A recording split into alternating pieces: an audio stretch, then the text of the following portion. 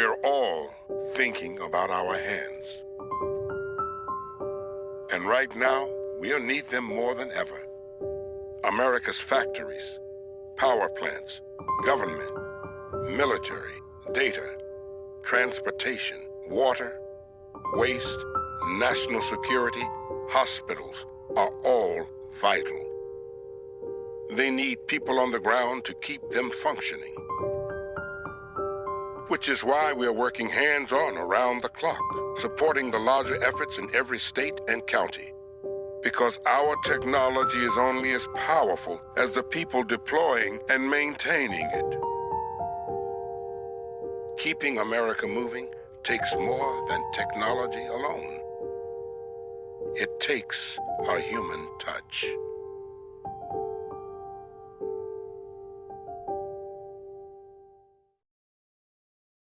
Hello and welcome. I am Steve Clemons, editor-at-large of The Hill.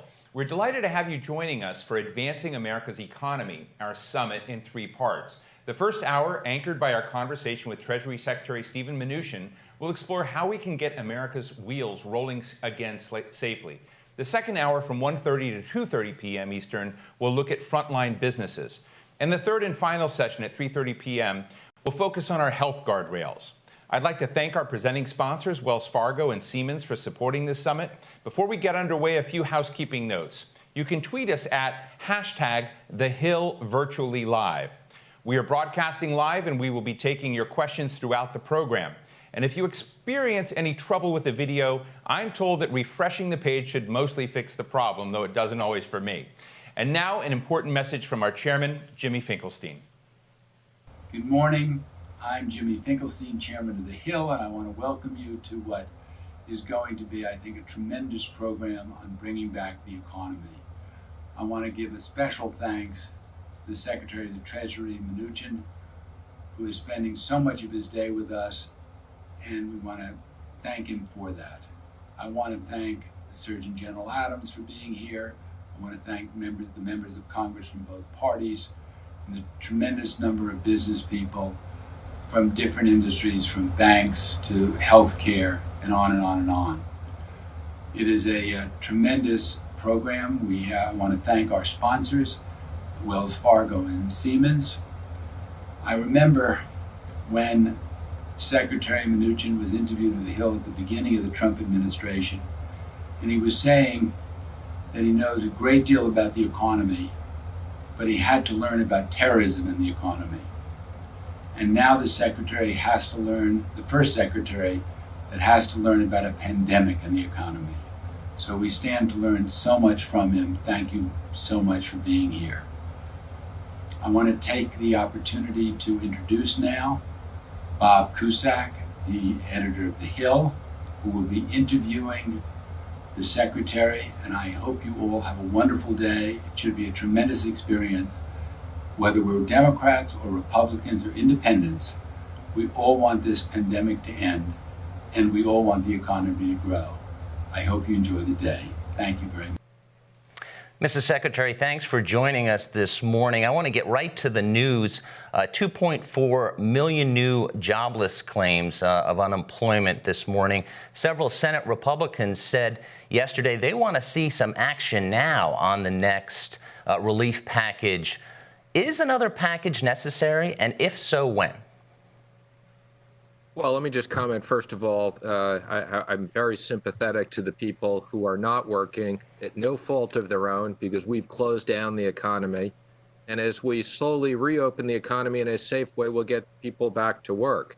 And in the current CARES package, there's several parts of it that are designed to help those American workers.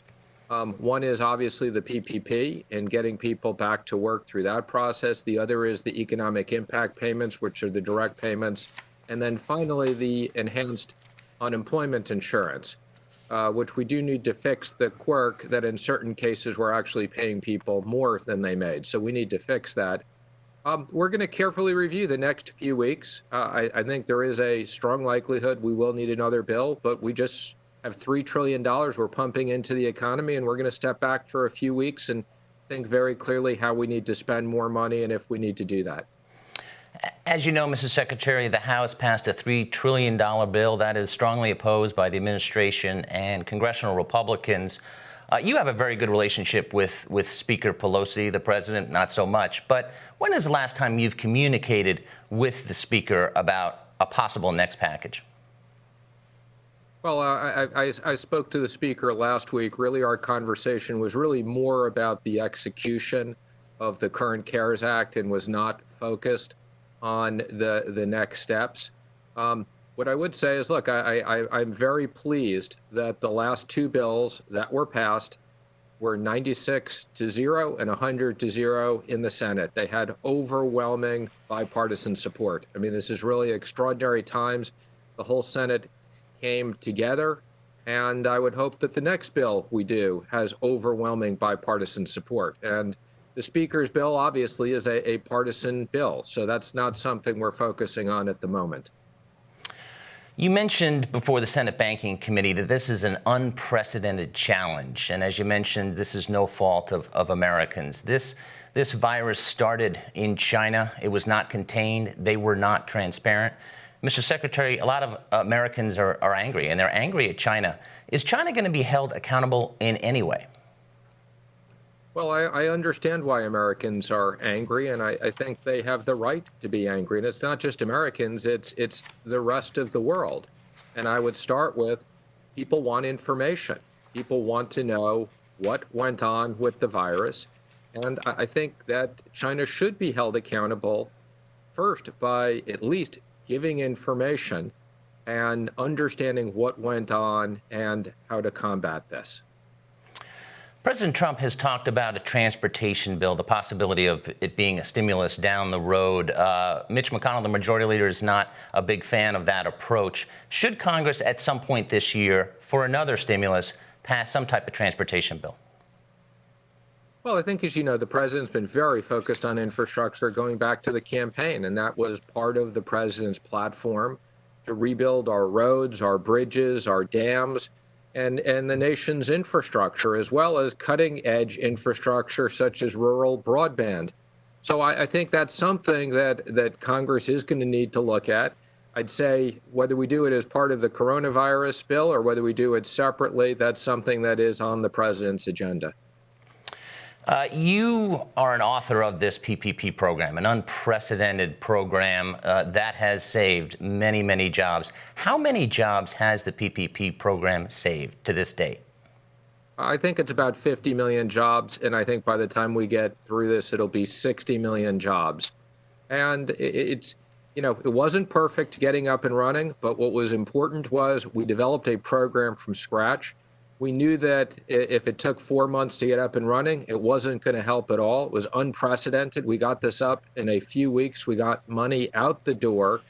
And this is a major part of the U.S. economy, is small and medium-sized businesses. And we wanted to protect the workers. And just as important, we wanted to keep those workers attached to the business so that when the businesses could safely open, they had the workers attached to them.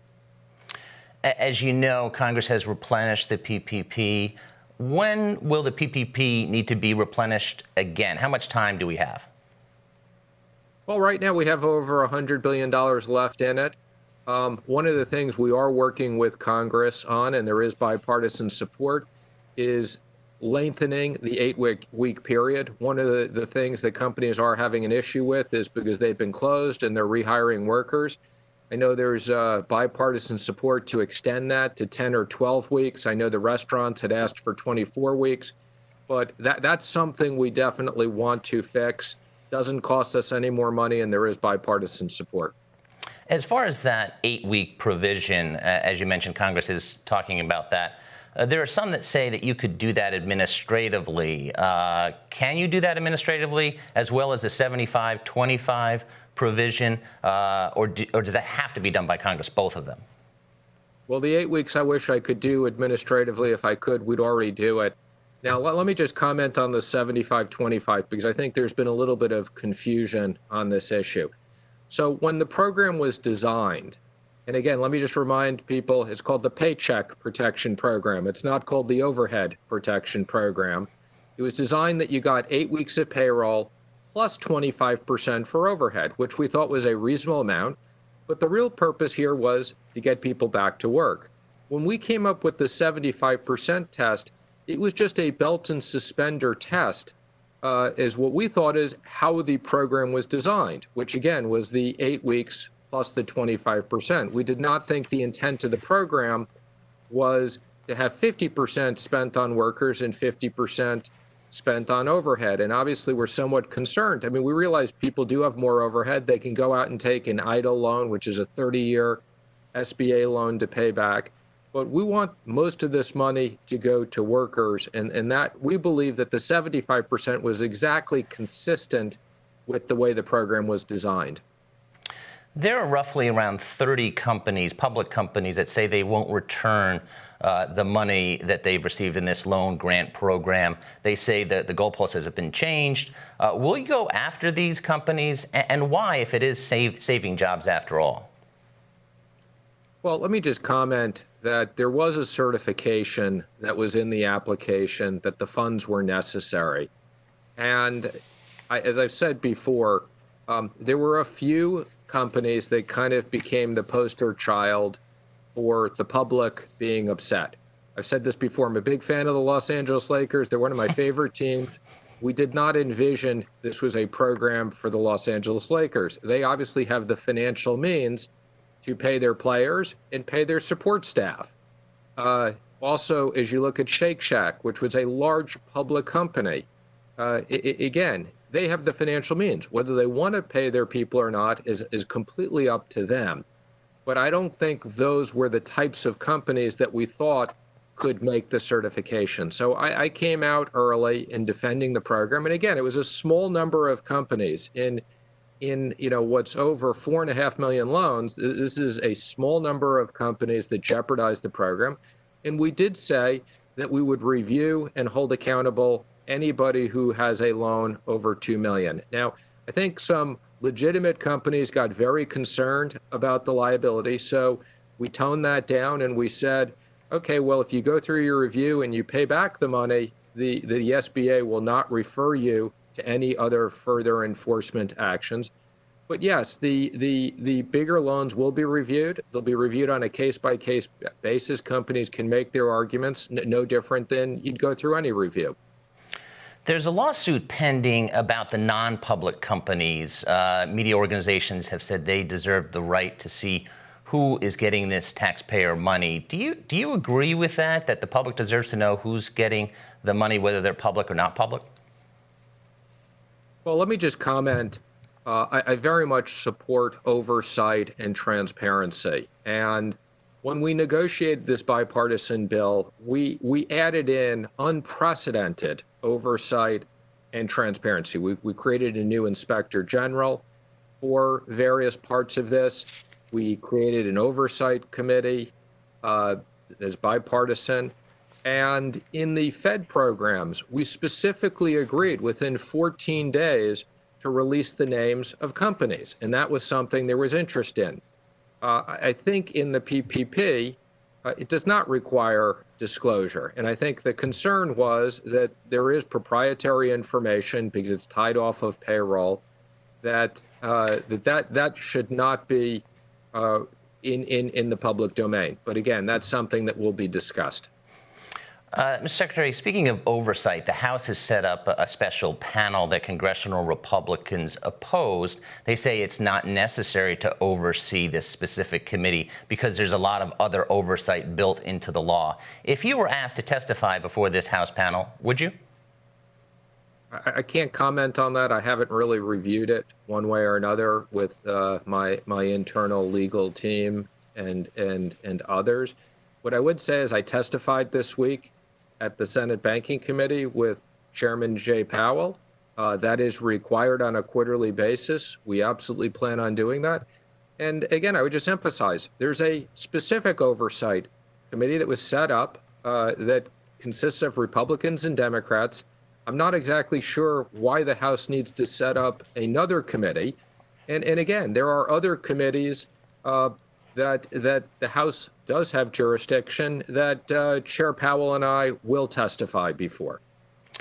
CBO recently has predicted that unemployment will be 10% plus this year into next. Do you agree with that prediction? Well, let me just comment, and this is nothing against CBO, and this is nothing against the rest of the economic models. We're in an unprecedented situation. This unemployment was not a result of bad economic issues. This is a result of medical issues. So I think it's very hard to predict. A lot of it depends on the reopening of the economy. A lot of it depends on, as we make advances in virals, vaccines, and testing, and people feel comfortable. So I think the economic models, quite frankly, follow the medical models. And I think it's too premature to predict those things. What I do think is the second quarter is obviously going to be a dreadful quarter, because literally it's like we took the water faucet and we turned it off, so nothing came through. And now we're slowly reopening the economy. So I think we will bottom out in the second quarter. I think the third and fourth quarter will be better. And as the president has said, and I have said, with the great advancement in medical progress in killing this virus, we expect our economy will be great again next year. You said this spring that the fourth quarter would be gigantic. Are you tempering expectations? Do you still think it'll be gigantic in the fourth quarter? Again, I'm not tempering. What I'm saying is, when you come off of a low number of closing down the economy, you're going to have very, very big increases. So yes, I think you're going to see a very large, call it a gigantic increase in the fourth quarter. Regarding production, some have called the administration to use more of the Defense Production Act, which the administration has employed. But does the administration plan to do more of that as far as manufacturing? So a lot of people say we need that now, or certainly we're going to need it down the road in the fall going into next year. Well, it's a very important tool. It should be used carefully. I know the president is very much willing to use it if we need to use it. I got an update on vaccines yesterday and the investments that BARDA is making, which I think is really terrific. And in many cases, they have commitments to take over large amounts of the vaccines. But the Defense Production Act is a very important tool to protect the American workers. And if the president needs to use it, he will. Mr. Secretary, the president has been very critical of the Postal Service, which is running out of money. There's provisions in the new House bill that I know is considered dead in the Senate. But the president has said the Postal Service should charge more for carriers like Amazon and others. Do you think that should be looked at, and maybe the Postal Service should charge Amazon more? We've already looked at this, so let me just give you the history here. I chaired the Federal Financing Bank. The Post Office is the largest creditor of the Federal Financing Bank. So last year, I asked my team to give me a financial update. I was shocked at how bad it was. I updated the president on that. As a result of that, he asked me to chair a task force. And we've put together a complete plan to fix the post office. Let me also just say, when we came into office, there were no governors. Again, this is just outrageous. This is kind of corporate 101. There was no oversight on the post office. So the Postal Board of Governors didn't have anybody. We now have a fully functioning governance board, people appointed by Congress, both sides of the aisle. I think that's extremely important. They ran a search. They've just hired a new Postmaster General, someone with terrific business experience. And during the last bill, people thought the post office was going to run out of money, so they wanted to throw the post office $10 billion. I said, that's not fair. Let's give them a loan if they need more money. The good news is, as of now, the package deliveries are up over 50% to offset the mail. As of now, they don't need to use the loan. So I absolutely think the president is right. We want transparency on these agreements. We want to make sure that, again, any of the e-commerce transactions, and again, right now, Post Office is doing an amazing job delivering things to people as they're at home, an amazing job. We just want to make sure that the Post Office is paid fairly and isn't subsidizing that business. The first-class mail business is a business that should be subsidized. The package business, and again, what I'm talking about is the overnight package business. I'm not talking about if you take your package to the post office and send it cross country. What I'm talking about is the overnight business that services Amazon, eBay, and others. That shouldn't be subsidized by taxpayers.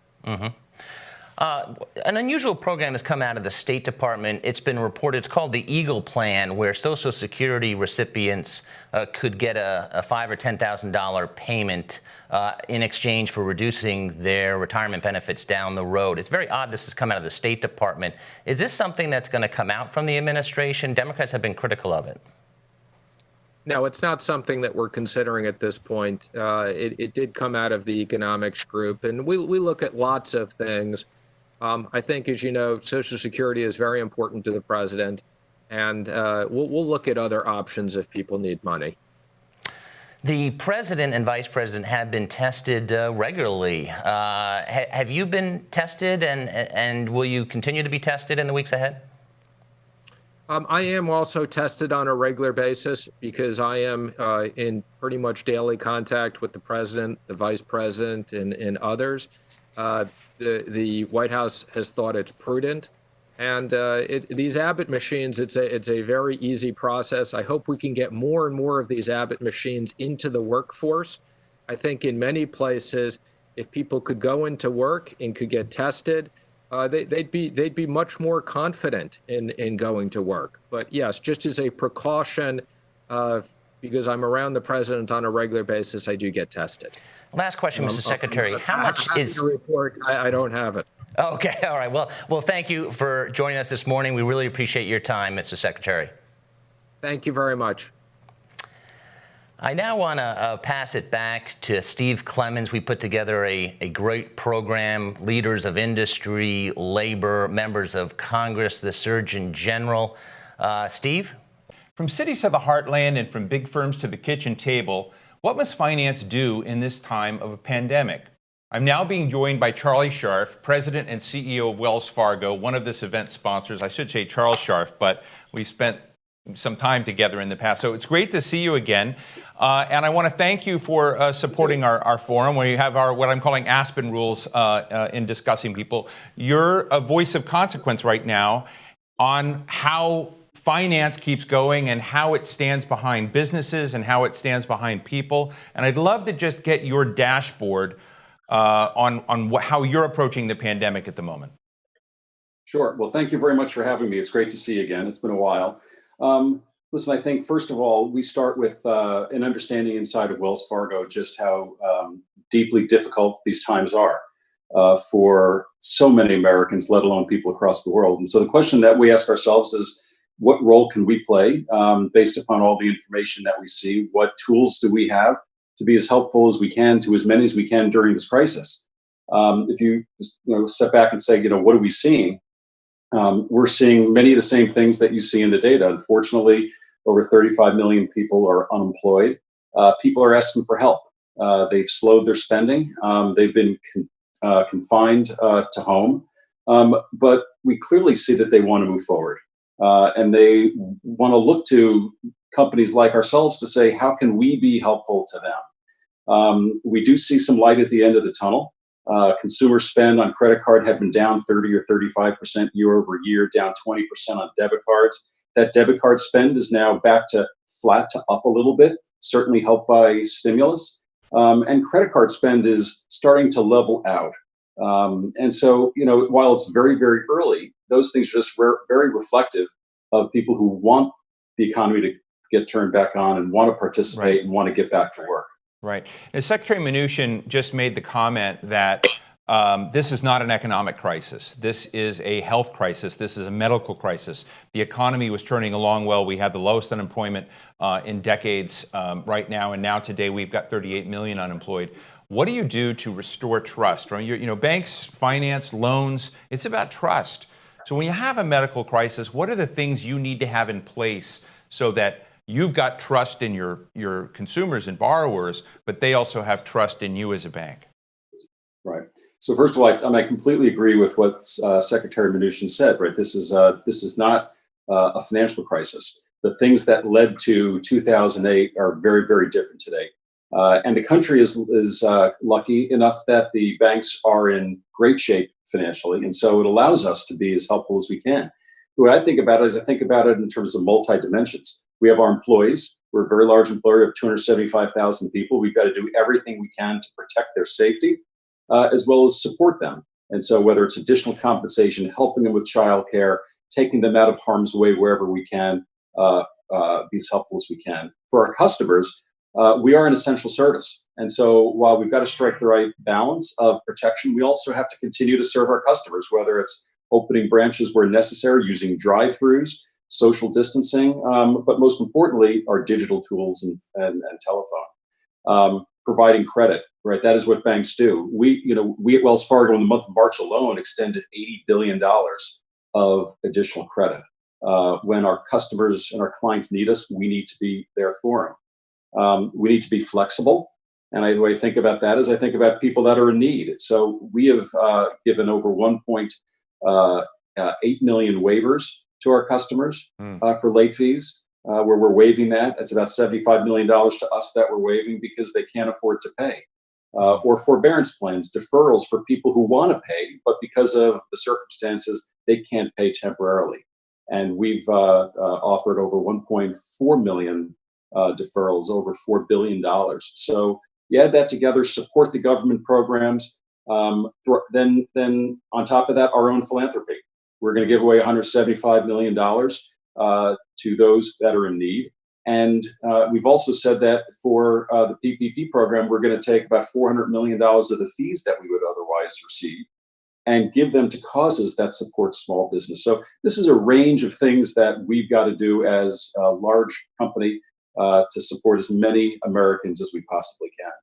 Charlie, I think you've only been in your role there as CEO for about 9 months now, so this may be too early to ask, but I know that Wells Fargo was working to reach out to underserved communities of color, help to try to incentivize, create resources both on asset building, on home acquisition, and really trying to move that needle to try to deal with some past stuff.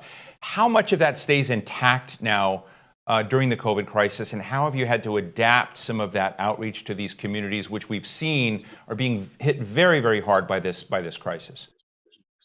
I think it's a great question. I think the answer, I think the answer is it's more important than ever.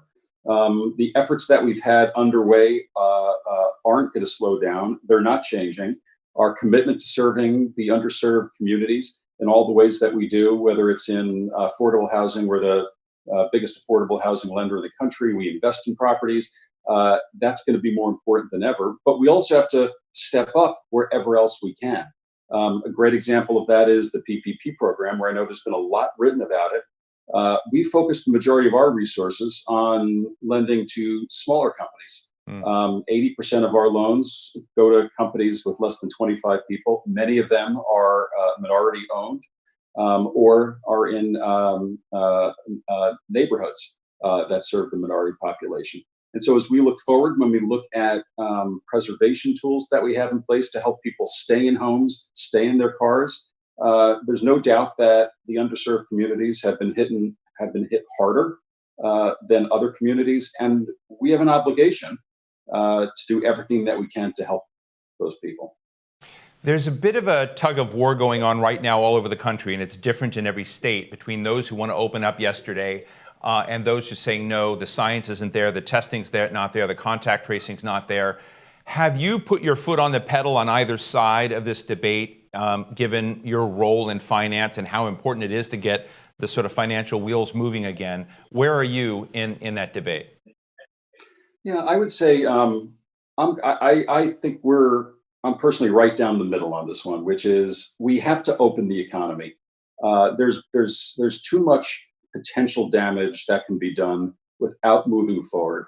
And there are certainly parts of this country that are capable of opening up, and many other parts that are very close to that point. And so my view is we have to start opening the economy up. We have to start letting people back to work, but to be very, very smart about it and follow the appropriate healthcare guidelines. And so as I think about that for us at Wells Fargo, the way we think about downtown San Francisco will be different than the way we think about downtown Manhattan or Des Moines or other rural parts of the country. And so striking that right balance, but at the same time, making sure that we're doing everything we can to create a safe environment is as important as bringing the economy back. Because the last thing any of us want to see is more harm done, either physically or economically. After our discussion, I'm going to have Senator Mark Warner on, and he has introduced a bill in the Senate today, or is about to. I got an early tip-off. That tries to do what some European countries have done, is really to put in place, even retroactively, a paycheck guarantee program that guarantees to workers a certain percentage. Right now, we're hoping it somehow reaches them, and there's a bit of insurance, but it's sort of sloppy. You have a global perspective. You used to run Visa. You know how the rest of the world works. I'd like to give you an opportunity to tell me which country is getting it right. Is France doing it better than we are? And where are you on something like Mark Warner's push on paycheck guarantees? Yeah, well, I've not had the opportunity to see Senator Warner's legislation. What I would say is, listen, I think the U.S. model is by far the best model in the world. I deeply believe that. And part of what our model is when we're in the middle of times of adversity, we adapt. And so the stimulus that we've seen already, I mean, it is extraordinary. And while we're all very, very nervous about what ultimately happens, and we see the unemployment numbers, the fact is the funds that have been provided are an extraordinary bridge for both individuals as well as for small businesses and eventually for middle market companies as well. So as we go forward, what I would say is it's quite likely that there will need to be more help. And this time we have to do as good a job as we can to make sure that we target it towards those that are the most in need. And because as we look around at our customer base, some are clearly more needy than others. And I'm fully supportive of doing everything we can to help those that need the resources. And I think about these numbers, and sometimes $3 trillion, which is getting tossed around a lot right now, what we've done so far, what Nancy Pelosi has put together in a bill. It's a number so big that most people can't conceptualize what it is.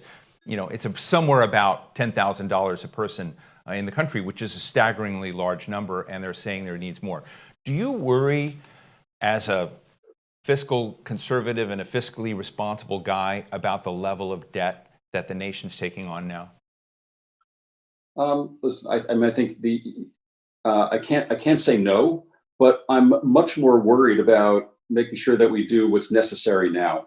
We are in the middle of what is a terrible war because of this virus. We have to get to the other side. We have to get consumers and small businesses to the other side. We have the resources to do it, and now is the time to use those resources. Over time, when we get past this crisis, there will be therapeutics. There will be far more testing. There will be vaccinations at some point. There is the far side to this, and then we're going to have to make some difficult choices on how we deal with the debt that's been created. But we have to deal with the here and now, and we have the resources to do that. Just our final question, Charlie, just in terms of thinking about America in a time of crisis, and we've seen crises before, and after them we've come back and fixed things. We've changed the social contract. We've reweighted how society works. And big finance and big banks are a key part of that, about what the relationship that we all should have to capital. There have been things in there about vulnerable communities, the great income gap in America, the inequality in America. I'm just interested in you as a sort of social architect, if you will, and as a banker. What do you think we can put on the table? There are a lot of policy people watching. So take your banker hat off now and think in the future. What can we do in terms of rewriting a social contract that's healthier for the nation, that's fairer and more inclusive? Listen, I don't pretend to have the specific solutions to exactly how we get from here to there, but I think the point is spot on. And we've learned coming out of prior crises that we need to be more thoughtful of how we ensure that the recovery is as inclusive as it possibly could be. And unfortunately, that hasn't always been the case. I personally would say unintentionally, but that's the reality of it. And so we've got to be far more thoughtful about who are the most impacted, and what kind of safety nets they need. And I think it's incumbent upon both private industry as well as government to figure out all the things that they could potentially do, and do it in a very targeted way to those that are the most needy. And I'll wait. I'll take more time to be more thoughtful about it and listen to what others have to say on the topic as well. That's okay. You could send in an op-ed to the Hill. 1,000 words, not one word more. I want to thank Charles Scharf, President and CEO of Wells Fargo, for joining us today. Thank you so much for your time. All right. Thank you. The coronavirus pandemic has led countries across the world to rethink manufacturing and supply chains. What steps can we take today and tomorrow to bolster a crisis-ready, agile manufacturing base? And how are our policymakers addressing these issues? Joining me now is Senator Mark Warner, who sits on many of the relevant committees in the Senate. And I need to add a little my own note here that's not in my script, and say that Senator Warner and Senator Doug Jones and Senator Bernie Sanders, Senator Richard Blumenthal have just introduced the Paycheck Security Act, which tries to keep whole and to guarantee paychecks for those workers who've been displaced by COVID. And it's much more direct than anything we've seen before. Senator Warner, thanks so much for joining us today. We're going to take a few minutes here. We're going to bring some other people in discussion. It's kind of like my own version of Squawk Box. But great to see you. Tell us first about what you've just done and why it's so important. Well, I think the federal government's response, which has been obviously of record size and speed, $2.7 trillion directly appropriated, the Federal Reserve, 13.3 facilities, about another $4 trillion in lending, have helped, make this crisis at least not worse. But still, we now know we've got about 36 million Americans who've lost their job. About 25 million of those have lost their health insurance. I thought the most stunning statistic was the Federal Reserve's study that showed that for folks who make $40,000 or less, 40% of those fellow Americans have lost their work. And I think those who think that this is going to be some V-shaped recovery are wishful thinking. Obviously, the House has laid out a very ambitious plan, and my idea is, and we range from kind of more progressive to less, and there are similar approaches taken by a couple of Republican senators. Right. It says before we simply re-up the existing buckets, let's maybe pause and say what's worked around the world. And if we look at our European allies, not only the Brits, but particularly the Germans, the Austrians, the Danes, where their governments have made direct payroll support to workers who've been displaced, I think we should think about doing that here in this country. This would attach on to PPP initiatives as they've run out. It would take care of those middle market firms that so far have been left with virtually no support. And our plan basically says, let's have the federal government for 2 quarters, using the employee retention tax credit, pay 100% of furloughed workers' salaries up to $90,000 in income. And then we'd have a component for overhead as well. And the interesting thing is that would take our unemployment numbers back down dramatically. It would reconnect workers with their employers and reconnect them with health insurance during this time. And as we do reopen, it would, I think, allow us to bring back workers much quicker. Now, we interviewed Secretary Mnuchin this morning about how much more support was going to be needed out in the system. He said, look, we spent $3 trillion. We need to wait and see a few weeks how this goes. He was aware that our unemployment now is up to 38 million. What is he getting wrong? Because he said, he did make the point to Bob Cusack that this is not an economic crisis that we're dealing with. It's a medical crisis. So whether it's a V, whether it's a U, it's dependent upon science and killing the virus, which I have some sympathy for. But on the broad side of helping people, he said, hey, we need to see what we've done first. Do you think he's just running too slow? Well, first of all, I obviously, as you know, Steve, don't agree with this administration on a lot of things, but I just wanted to give you an opportunity to make that clear. No, but I think Secretary Mnuchin has been a square shooter on as we tried to negotiate a series of items in both CARES packages, and going forward, we have put a lot of money out, but I think there are literally millions of Americans who are terrified at this moment, are worried about when the expanded unemployment runs out at the end of July. are grappling with how they get on Medicaid because they've lost health insurance with their jobs. And that from a confidence standpoint, I actually think we can make the case, for an administration that desperately wants to see those unemployment numbers go down, that this Paycheck Security Act proposal would be a way to reconnect workers. It would be a way to drive down unemployment numbers. It would make sure that our Medicaid rolls wouldn't swell. And it would really provide the kind of assistance, particularly to those micro businesses who didn't participate in PPP, or those middle market firms, 5,000 or 500 to 10,000 employees who've really been left out. I was with Secretary Mnuchin, I think yesterday we were on a hearing together, and he's talking about setting up the so-called Main Street facility, but they've been slow to get that out, and that's not going to be, that's still going to be debt to these middle market firms. And I think they need more. I think Americans need more.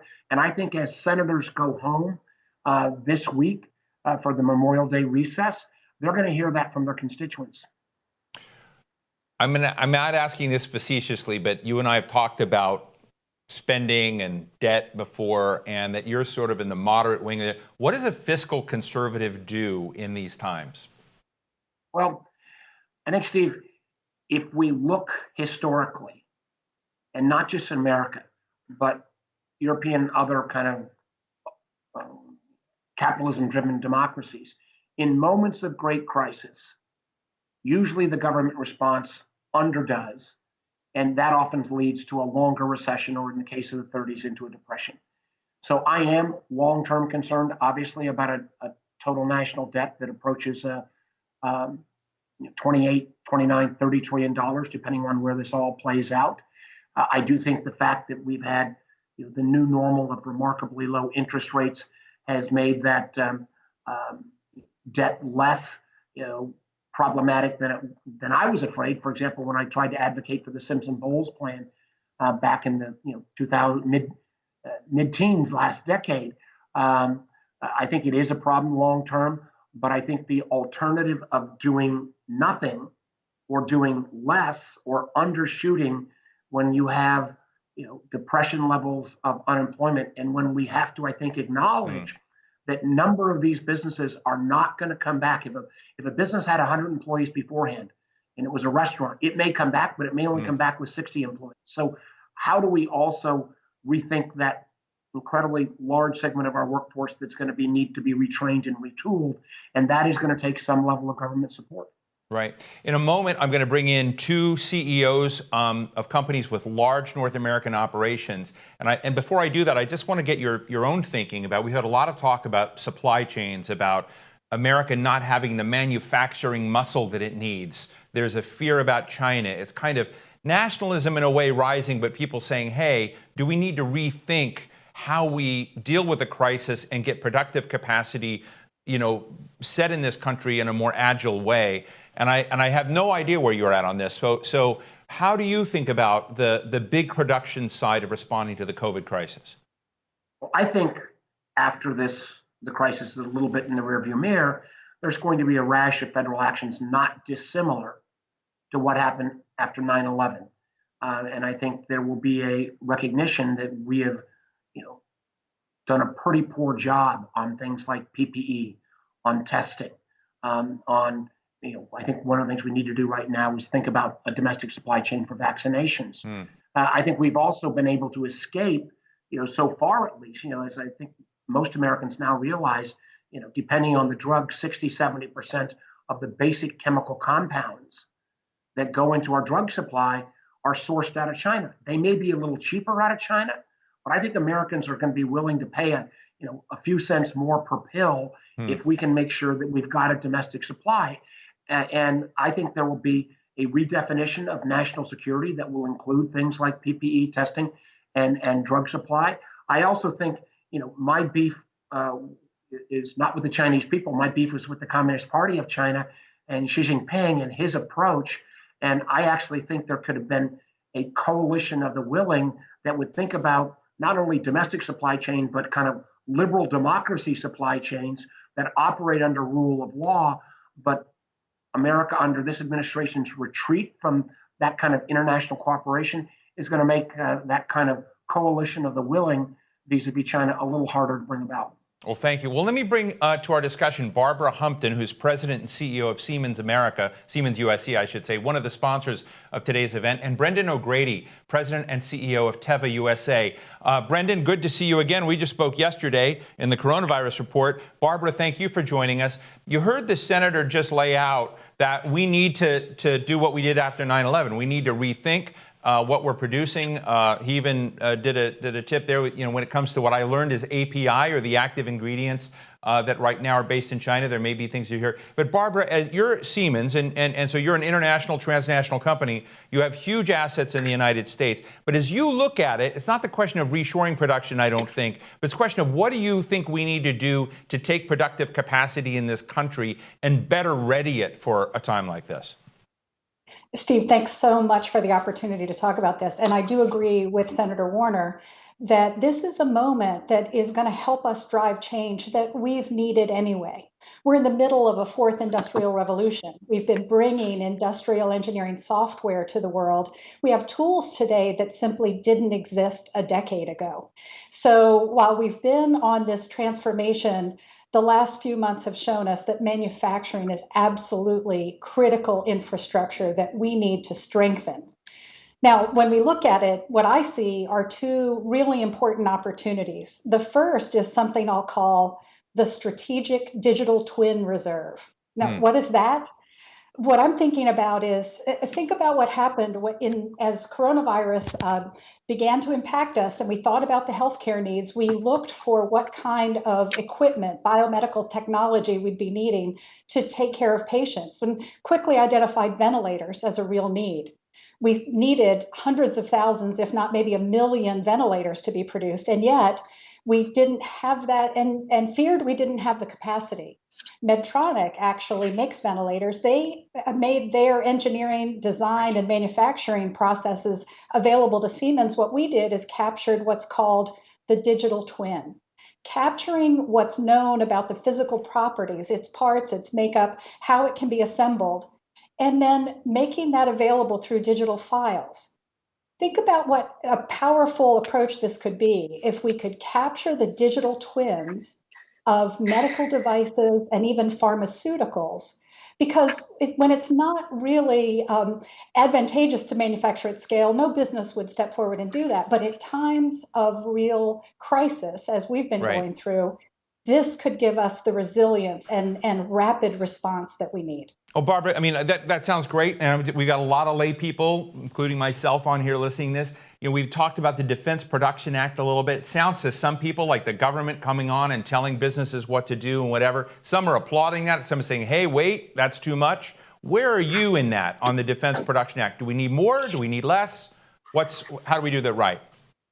Well, what I've seen so far is an absolutely fantastic partnership between government and business.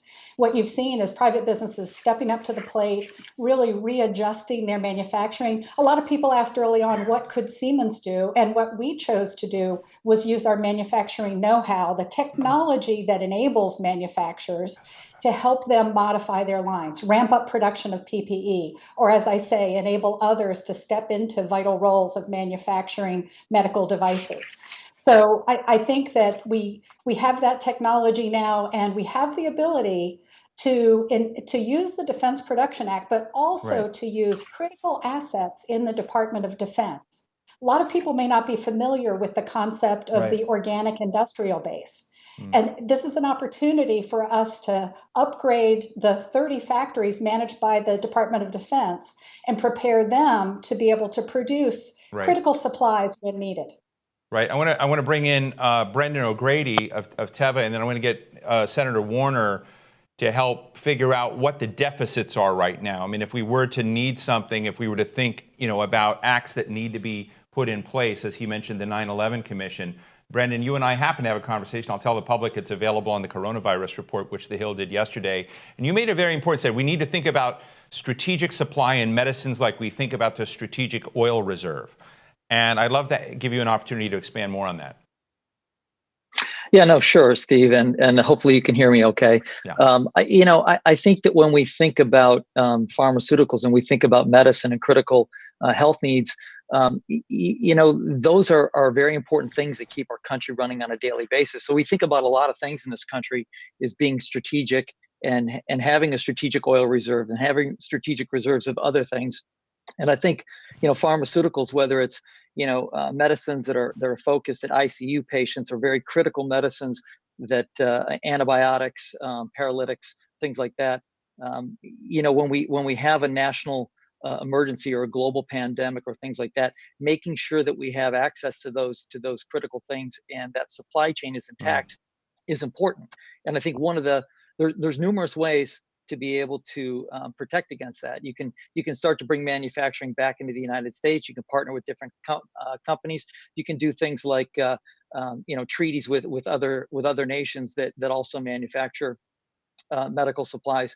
But I think one of the short-term things, and maybe one of the easiest things to do, is to build some strategic reserves and stockpile some of those medications so that if there are a need and a use for those, we have those available. So I think that's a short-term problem or a short-term fix to maybe a longer-term issue.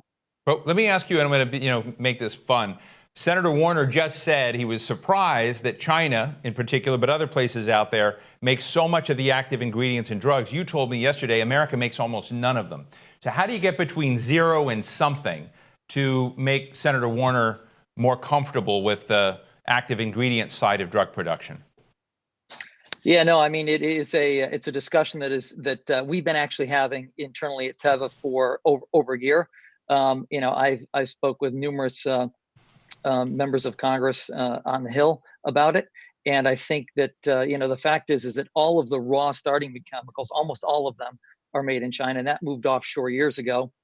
And the active pharmaceutical ingredients, the API business, has moved to China, to India, to Eastern Europe and other places, largely because of cost and having to produce a competitive product. So I think ultimately, whatever we do to bring that manufacturing back to the US, it has to be cost competitive and it has to be sustainable. And there's numerous ways to attack that.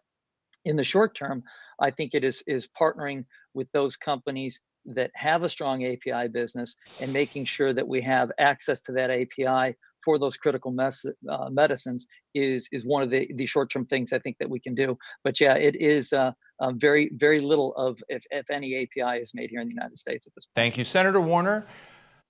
Yeah. In past, we've had discussions about capitalism and rebalancing the social contract so that somehow when you look at technology, you look at everything that's happening, and you look at the inequality in the United States, that we needed to do something because capitalism was, in your sense, broken. And you're one of the most successful former business leaders in the United States Senate today. That's all before COVID hit. So now we have a massive pandemic, shut down the entire economy. And I'm just interested in your insights on how capitalism is going to work now. And do we have an opportunity to improve it, or do we need to change course? Well, Steve, I love that question. As you know, it's my sweet spot, but I want to at least make a quick comment on Brendan's comments and Barbara's comments first. I think Brendan is right on the IPAs, on the basic chemical compounds, but there's nothing unique about those businesses being in China, other than the fact that they are slightly more cost effective. I think Americans, I think Europeans going forward will be willing to pay a couple cents more if we can bring that domestic production back. And I think you will find huge bipartisan support going forward. I can't predict everything in politics, but I can assure you there'll be on all of these areas, a real move to bring this manufacturing back to America. And I think, Barbara, I think Siemens is a great company, and we're really proud of the fact you've got a great presence in Virginia. And I think on the ventilators is one example, but I think the administration's response on PPE has been a complete disaster. And the fact that we have seen states bidding against states, hospital systems bidding against hospital systems, has been a totally inefficient market when we've tried to source foreign-based activity and as opposed to having the purchasing power of the U.S. government and the screening ability of the U.S. government, when it's, I was involved in some of this. Somebody knows a guy who knows a guy who's connected to a factory in China. That is an absurd methodology to kind of the greatest country in the world to access that kind of critical equipment. We need to bring some of that supply back home. And I think the same has been happening on testing. The president put me on his reopening the economy commission. I appreciate that. I've begged the vice president, why can't we have a master database of all of our testing capability? What's in the pipeline from the FDA? We should have that in a totally transparent form. I think the administration has not been willing to create that database because they don't want to own this problem. So that's in a sense, I'm now working with Johns Hopkins University because they're a trusted name. They've tracked the growth of the virus. They're trying to create what should be a federal response, I think, in terms of a master database on testing. On capitalism, as you know, I don't want to go too long on this, but I'll give you the three quick things that I think there will be a potential for a growing bipartisan consensus. One, I think we do realize, and you and I have talked about this in the past, Steve, with the kind of dislocation coming out of this pandemic, we need a portable benefit system. We expanded unemployment finally to cover those gig workers, 1099ers, and others. I think we need to make sure that no matter what kind of work you do, for every dollar you make, there is some portion of that that goes to benefits and attaches to you individually and travels with you from job to job. Who manages that? Jump ball, let's try experimentation, but let's have that portable benefit system. Second, we need, with the dislocation that's coming, and Barbara's talking about the fourth industrial revolution, we need to change the tax, accounting, and reporting laws around investment in human capital. We need to get rid of the absurdity right now that if a company buys a robot, you can get an R&D tax credit. That robot is viewed as an asset on your balance sheet and you can brag about it for your company. If the same company trains two human beings to be more efficient than the robot, you don't get the same tax treatment. You're viewed as an expense. You don't get to brag about it. We need to move, and the SEC is actually doing this, to at least equalize investment in human beings to investment in stuff. And finally, and I think both Tiva and Siemens may be part of this, and I want to commend the Business Roundtable, for what they did last August when they said it's maybe time to think about stakeholder capitalism rather than simply shareholder capitalism. And that stakeholder capitalism says, yes, we need to make money for our shareholders, but we can also do well by our employees and our communities as well. I think that was the capitalism that, frankly, post-World War II that built the greatest economy in the world, America's economy.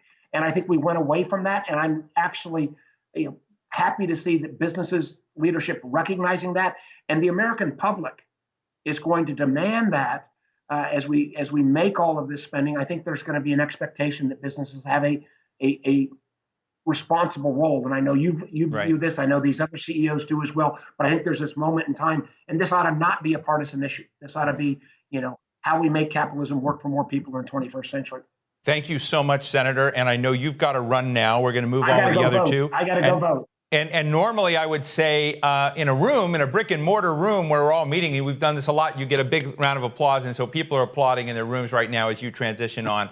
So thanks for joining us. Go vote well. But let me continue with Brendan O'Grady and Barbara Humpton for a few more minutes. And I want to ask Brendan, a question of, what can be done between the pharmaceuticals industry, and I know you're in a key part, you're the largest, manufacturer of generics in the world.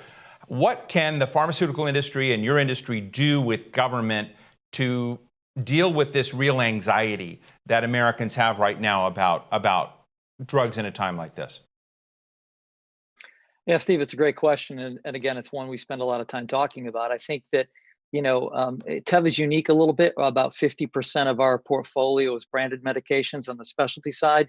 The other 50% is generic. So we occupy a little bit of a unique space. And, we've talked to the government about ways to ensure supply of medications. Again, whether that's bringing manufacturing back to the United States, or whether it is making sure that we have the right agreements, whether it's a treaty or some other agreement with friendly allied nations as to where we make medications and where others make medications, to making sure that we have access to those and we share those collaboratively in a time of crisis. And this extends, beyond the pharmaceutical industry. This extends to to personal protection equipment. It extends to other health supplies and so forth. So it is a it is a broad problem, and it's one that with the right cooperation, we can certainly work with the government. And I think one of the key parts of that is access to medications. And this, even in times of crisis, there are people in the United States that have trouble accessing healthcare, and making that more affordable, more transparent is also a high priority. Thank you very much. Barbara, let me come back to you. You laid out this thing, we can do more, we can do more. We have new tools. And I've always kind of been wondering about this. We've seen science, we see genetic engineering, but we also have major leaps in how we think about manufacturing. One of the most moving things I saw, for instance, about ventilators and ventilator pieces, making some of them going to more than one patient at a time, was the people at home using 3D printers they had to do this kind of thing. So I know you're right, but I would love to get, because I know you're deep in this, share with people who may not be as familiar with big production what some of that stuff is that's been revolutionary, that can help us do more quickly dual purposing of manufacturing lines in a crisis like this. And I have to say, before you go, let me say one thing. I interviewed the head of the Centers for Disease Control, Dr. Robert Redfield, this week, and he held nothing back. He said, look, we're lucky right now, in a way, unlucky for some, that COVID hit when we're not in flu season. When flu season comes, you've got the double impact, oversupply. So we may be in a nightmarish situation without a vaccine. I hate to depress people, but it's something to think about. So what you may be suggesting may be needed more quickly than we may be thinking today. That's right. And Steve, let's think about this on multiple fronts. Maybe it's a pandemic plus storm season, right? Maybe it's this pandemic and who knows, some mutation, right? Or a different viral agent that has different effects on us. We have to face reality, and we have to be ready to mobilize. What a lot of people don't know is that manufacturing has really moved into the high-tech era. I sometimes will say, it sounds like a joke, but I mean this quite seriously. The best education young people can get today in the tools of the future of manufacturing could very well be the video games they're enjoying. Because what we've done is we've brought the really difficult engineering that's been developed over centuries. We've brought these capabilities into tools that take advantage of the digital tools that transformed communication and entertainment over the last couple of decades. So, think about the transformation that occurred when the iPhone was introduced. That same revolution is happening now within manufacturing. And I'll use pharmaceuticals as an example. The continuous processing for moving from batch generation to true continual processing within vaccine production, for instance, can be a game changer. Now, I believe that these digital tools are going to enable us to begin to think about the things that we are bringing from science into practical medicine, and it's happening very rapidly now. The tools are going to help us simulate not only the production, but also the capabilities of future medical devices and vaccine tests, et cetera.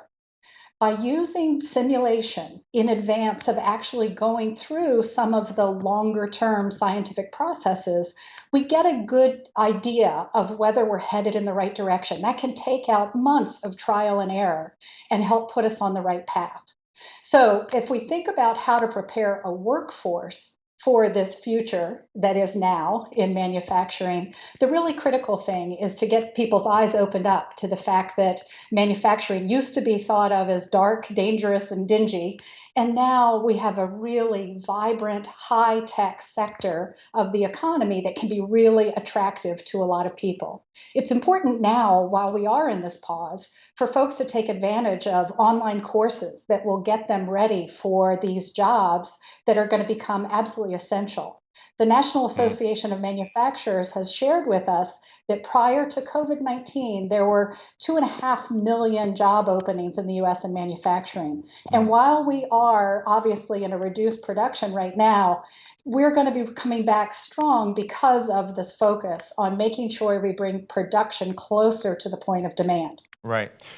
In our last minute, Brendan, what Barbara just laid out was a picture of what we can do with production, new tools, moving quickly, much more agilely. And I want to end on a, what I see as something coming up. Somebody hopefully is going to come up with a vaccine.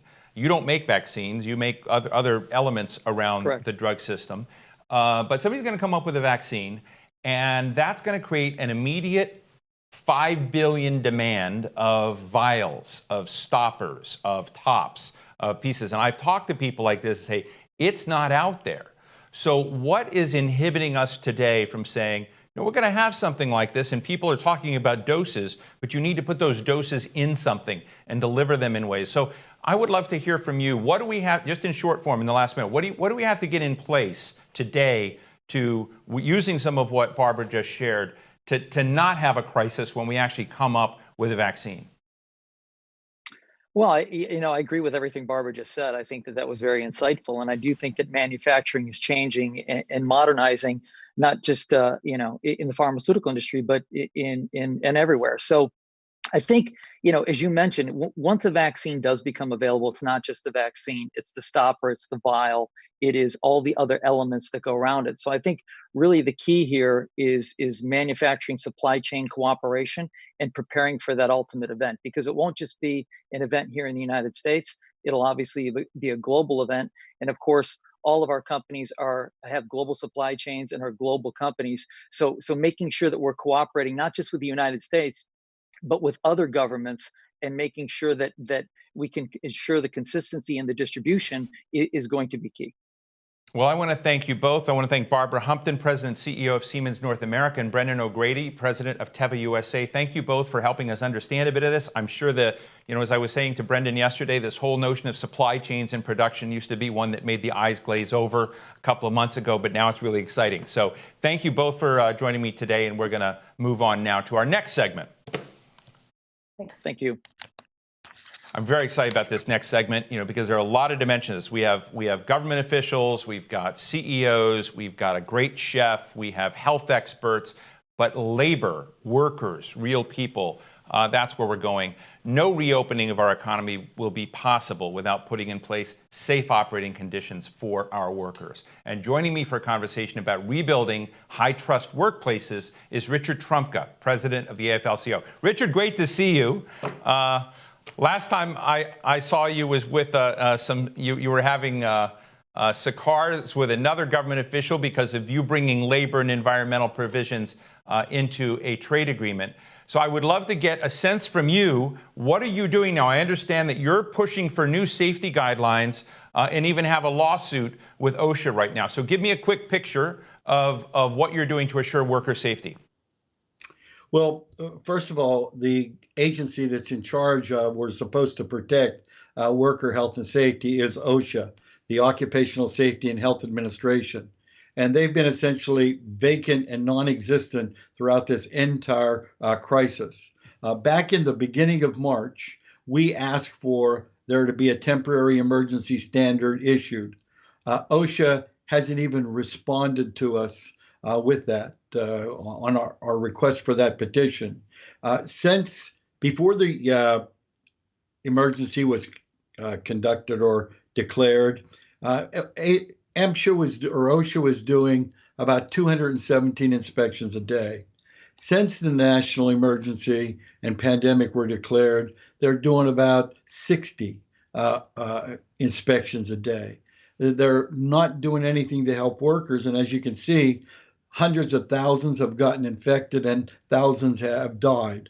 So on Monday, we petitioned the U.S. Court of Appeals to issue a writ of mandamus, which says that a government agent or a government agency that doesn't do what they're supposed to do, this would order them to do what they need to do. In this case, to issue a temporary emergency standard to protect workers so that every employer would have a plan.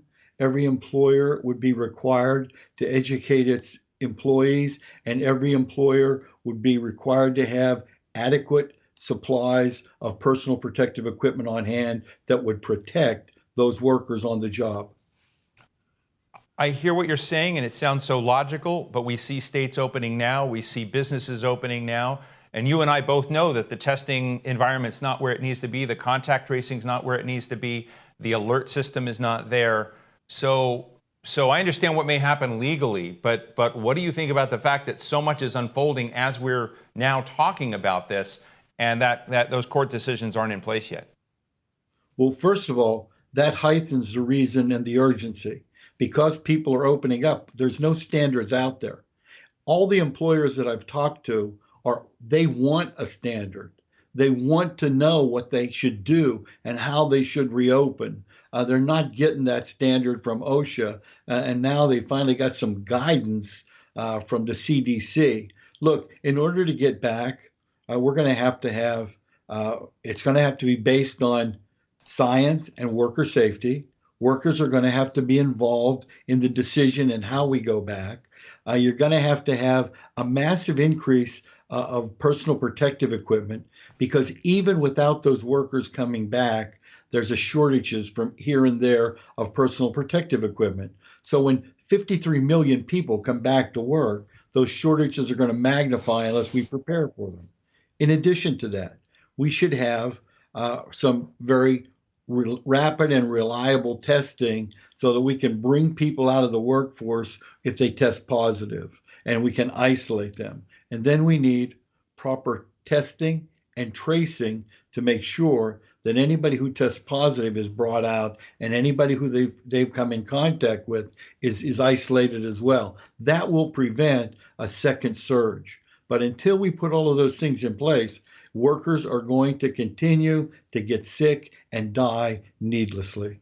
What are some of the worst hotspots in the country right now? We've been reading about meat packing plants. I had Representative Debbie Dingell on the other day, who had been talking about early in line various manufacturing productions in Michigan, and people being asked to go to work because they were essential, but knowing that there was a high degree of infection in some of these places. So I'm just interested right now to give our audience a sense that this is an ongoing concern. Do you have a map of where some of the worst hotspots are right now?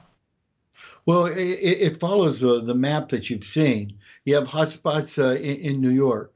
You have transit workers in New York getting killed, dying from the disease, catching it and dying from it. You have meat packing plants. You have factories. You had an auto factory that opened up one day and had to close the next because we couldn't keep things isolated, and we couldn't keep the people that test positive in an isolated manner. So you're seeing them everywhere in every facet of things. You're seeing them in Florida, you're seeing them in Texas, you're seeing them on the West Coast, you're seeing them in the Midwest, and you're seeing them in the Northeast. Every industry, as they get back and as more go back, without proper equipment, without proper isolation, without proper testing, there will be continued flare-ups in each one of those industries. Is the White House a friend or a foe in your efforts? You know, the Columbia University just did a study and said if the president had declared isolation 1 week earlier, it would have saved 36,000 lives. If he would have done it 2 weeks earlier, it would have saved 54,000 lives. In his bum's rush to get everybody back to work, he's considered workers expendable. He didn't do a very good job at all when it came to helping us get personal protective equipment.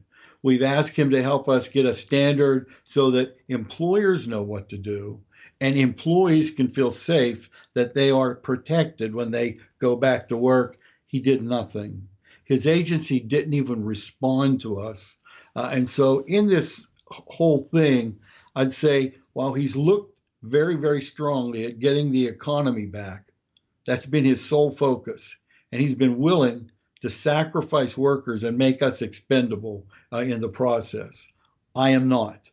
I will stand up and protect workers.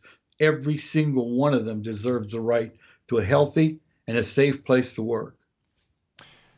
Senator Mark Warner was just on with us a few minutes ago and talked a little bit about his concerns that everything we're doing right now, it's considerable, sizable for workers who have been displaced, for those that have been furloughed, is not enough, that we need to look at some of our allies like France that have looked at 75% or 80% of someone's paycheck and protected that. So he just dropped a bill in the Senate today called the Paycheck Security Act.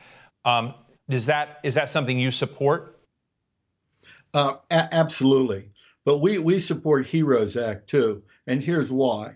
One, the HEROES Act would require OSHA to issue a standard to protect workers. Two, it would provide much needed income and help to state and local governments. We've seen the beginning of state and local governments start to lay off. And if they do, they'll create a depression immediately and remove the services that we need to get us through this.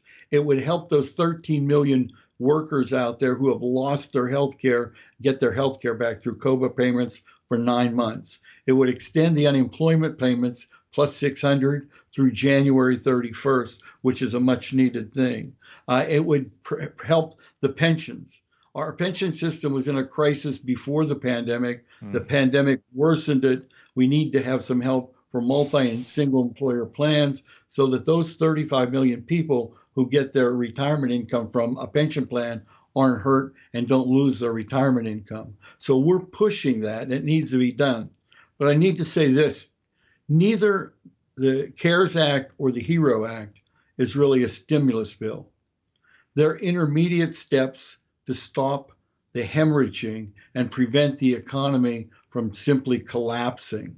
We will need a much needed stimulus bill with infrastructure after this is over. And the sad part about this is when we need this done, workers need help, a lot of them. We have about 53 million people right now that are unemployed. Imagine that, 53 million. And Mitch McConnell says he wants a pause. He wants a wait. They can't wait. Their health care is in jeopardy. Their pensions are in jeopardy. Their livelihoods in jeopardy. Their health is in jeopardy. And he wants to pause. What's he been doing? He's been nominating unqualified judges. That's what he's been doing while workers are suffering and dying on the job. We need to put some heat on him so that he actually comes to the table and says, we will work in a bipartisan way to fix something that our country sorely needs fixing. Secretary Mnuchin was on this morning in this forum, and he said that, we had to get money out the door right away. There were some problems with the original PPP, that some firms were using this more for overhead than they should have. It should have been 75% for employees, give them a little bit of overhead. But he made very clear that it has to be done to get more money to employees that have been displaced and worked. Have you negotiated or talked with Secretary Mnuchin at all about these kinds of issues? We did during CARES 1, and we're trying to do that during the HERO Act to make sure that we get money in their hands. But, they made a number of blunders. The first bill was supposed to help small and mid-sized businesses, and you wait till you see the list that comes out of the number of large businesses and their friends and their donors that they gave money to immediately. As a result, other people that needed that money haven't gotten it. Take the state of Florida right now. Florida has had 1.9 million people apply for unemployment benefits. I think they've processed 600,000 of those claims so far. That means 1.3 million workers have been out of work and have nothing, no source of income to live on. It's no wonder why you're seeing such a tremendous increase in the food distributions that we give out, food pantries, and in the other help that we're getting from a number of charitable institutions, including the labor movement. From us giving PPE out, to food out, to healthcare out. People are in stress and in need, and I urge the Senate to act accordingly, act with some urgency, because I can't imagine a situation that demands urgent action anything more than what we're seeing right now in our country. Richard, let me just ask you finally, you just used the number of 53 million unemployed. I've been using the number 38 million, probably official this morning, so I thought it was bad before I heard from you. So it's a staggering number. And I've been looking back at the 30s and the creation of the Works Progress Administration, the CCC, and other large-scale programs to put Americans to work and to contribute something. In our pages at The Hill, former Secretary of Energy Ernie Moniz suggested we need an energy jobs coalition to upgrade and green our energy infrastructure, but put lots of people to work. Do you see anything brewing out there of that kind of leadership that's less patchwork, that is going to look at large-scale new initiatives to put lots of Americans to work that I may not be aware of?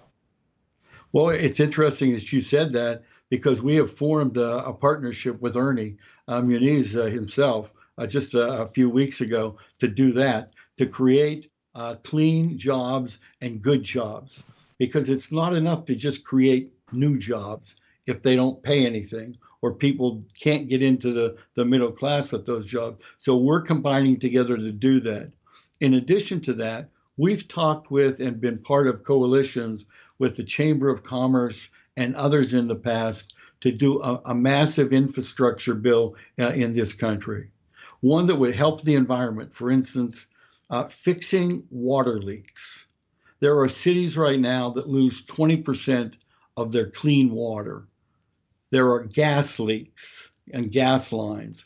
We can create millions and millions of good jobs fixing those problems, and then switching from a carbon-based economy to a non-carbon-based economy. We can also create millions of jobs, but they have to be good-paying jobs. And if they are, this can be a win-win, and the economy can continue to grow. Because you know, and your listeners know, our economy is 72% driven by consumer spending.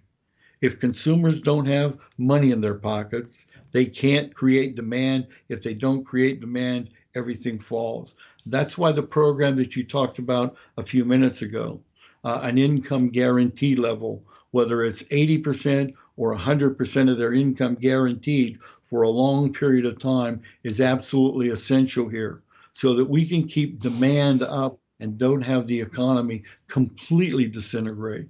Because when you look at the figures right now, unlike any other thing that we've seen, demand for every facet except food has gone down in this pandemic. Food is the only thing that has gone up in this whole pandemic. And so that sector is actually has the demand, everybody else doesn't.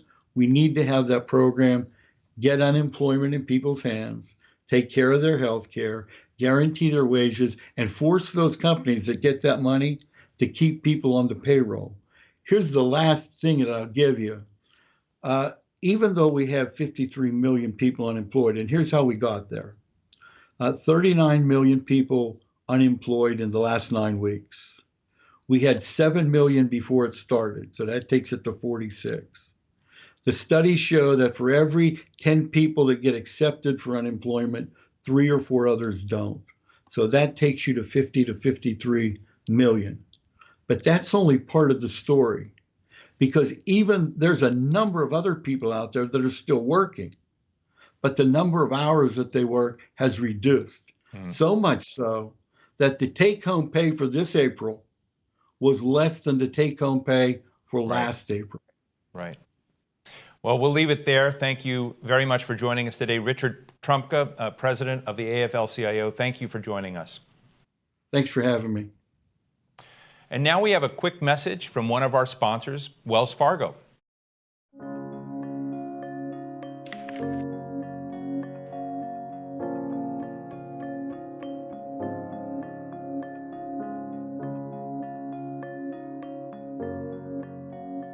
Through this donation, Opportunity Fund will not only be able to help existing clients like Rafael, who will be able to run his landscaping business, but also new clients who don't have access to government relief. Thank you, Wells Fargo.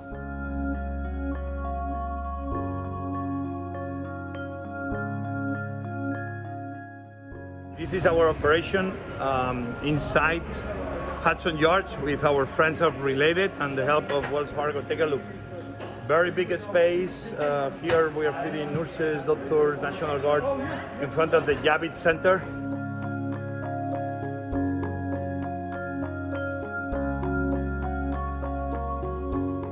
that they have given us will help students pay rent, will help them buy food, secure childcare, and also help them with their upcoming tuition and fees expenses for summer.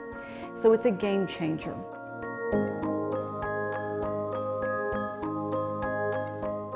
The Rapid Recovery Loan Program provides bridge loans for North Carolina's entrepreneurs and small business owners, and Wells Fargo's contribution will go directly to helping us reach business owners who need assistance. We've housed 30 people in just the last 2 weeks, helping to create the social distance that was necessary for individuals experiencing homelessness to survive this COVID-19. I just want to say thank you. I want to thank you for everything you've done to stand in the gap, not just for Central Iowa Shelter, for the entire state of Iowa.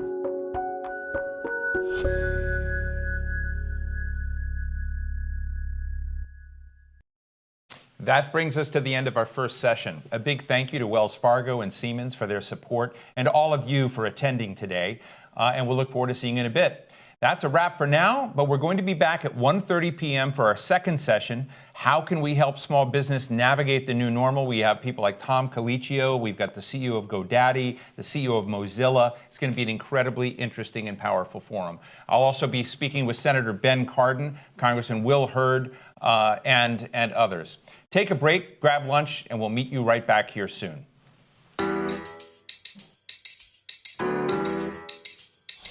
While parts of America have paused, its key factories haven't. Power stations haven't. Water, waste, transportation, hospitals have never been more critical. The key workers on the front lines have never been more critical. We are proud to work alongside them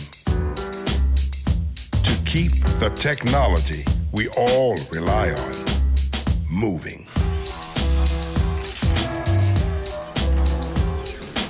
So America keeps moving.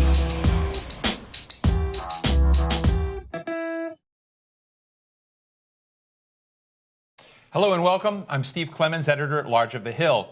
We're delighted to have you joining us for Advancing America's Economy, our summit in 3 parts. The first session this morning explored our policy priorities with Treasury Secretary Steven Mnuchin, Senator Mark Warner, and key business leaders. This second hour looks at our frontline businesses, and we'll examine what we're doing to help them navigate these uncertain times. The third and final session at 3:30 p.m. Eastern will focus on our health guardrails. I'd like to thank our presenting sponsors, Wells Fargo and Siemens, for supporting this important summit. Before we get underway, a few housekeeping notes, and you're doing a great job. You can tweet us at #TheHillVirtuallyLive. We're broadcasting live, and we're going to be taking your questions throughout the program, and we have time for questions, so please send them. And if you experience any trouble with the video, refreshing the page should mostly fix the problem. I'm saying that with a straight face. Now let's dive in. My first guest is Democratic Senator Ben Cardin, the ranking member of the Senate Small Business and Entrepreneurship Committee. Our conversation will focus on a singular question: what should America's social contract with workers and businesses be in a pandemic? Senator, great to see you. I know you've got a busy day. Let me just start. We had Secretary Mnuchin on this morning, and we asked him about the PPP, small businesses, and having oversight into how it's working. And he said, look, we'll get to that discussion later. There's proprietary information that's involved. But he gave no headway into what you've been working on, which is to get more data and more transparency, frankly, into that program. What's the state of play as we talk right now? Well, there's been millions of loans that have been given out under the PPP program. They still have about $100 billion of leeway to grant PPP loans. The SBA and Treasury brought this program up as a new program rather quickly. There's certainly been pains in its growth. There are things that need to be corrected and fixed. But the most important thing right now is for us to get the data so we understand how the program is working, and that we have complete transparency, and that we make sure that all small businesses have opportunities, including those that are traditionally underserved and underbanked. So that's been our priority. We are working on dealing with one notable problem with the PPP program, and that's the 8 weeks was set in as the period.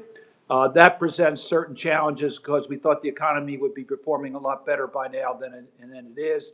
So we are all in agreement that we're going to have to give some flexibility on that 8-week period. What do you think we haven't gotten right, either in a non-partisan way, in the first rounds of supporting this beyond the transparency issue?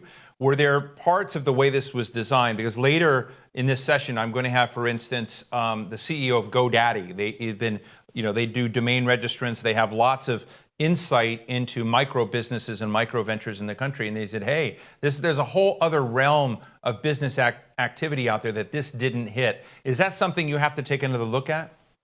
Remember, this program was designed for small businesses, those generally under 500 workers.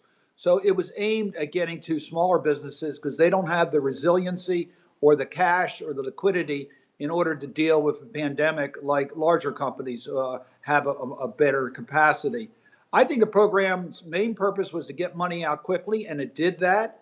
It had minimal requirements from the banks in order to grant these loans. Some banks performed better than others. I think some of the early problems were the fact that we couldn't get loans to many small businesses because they didn't have a priority relationship with a bank, or their bank was just not interested in writing these types of loans, even though there was no risk factor to the bank. That was one of our first problems. Secondly, we of course have businesses that are going to need help beyond 8 weeks. And we do have a program called the Economic Injury Disaster Loan and Grant Program, EIDL, that's there to help small business in addition to the Paycheck Protection Program. Unfortunately, the SBA has not been efficient on the EIDL program as they have on the PPP program in getting it up and running and money out to help small businesses in our community.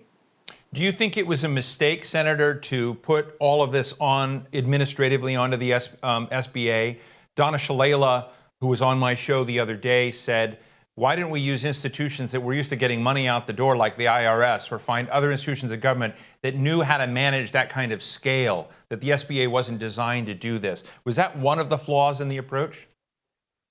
Well, I think that we didn't really use the SBA. We actually used banking institutions or financial institutions, those who write the 7A loans. That's where the most of the hang-up was. It was not at the SBA itself. So I don't think that was the initial problem.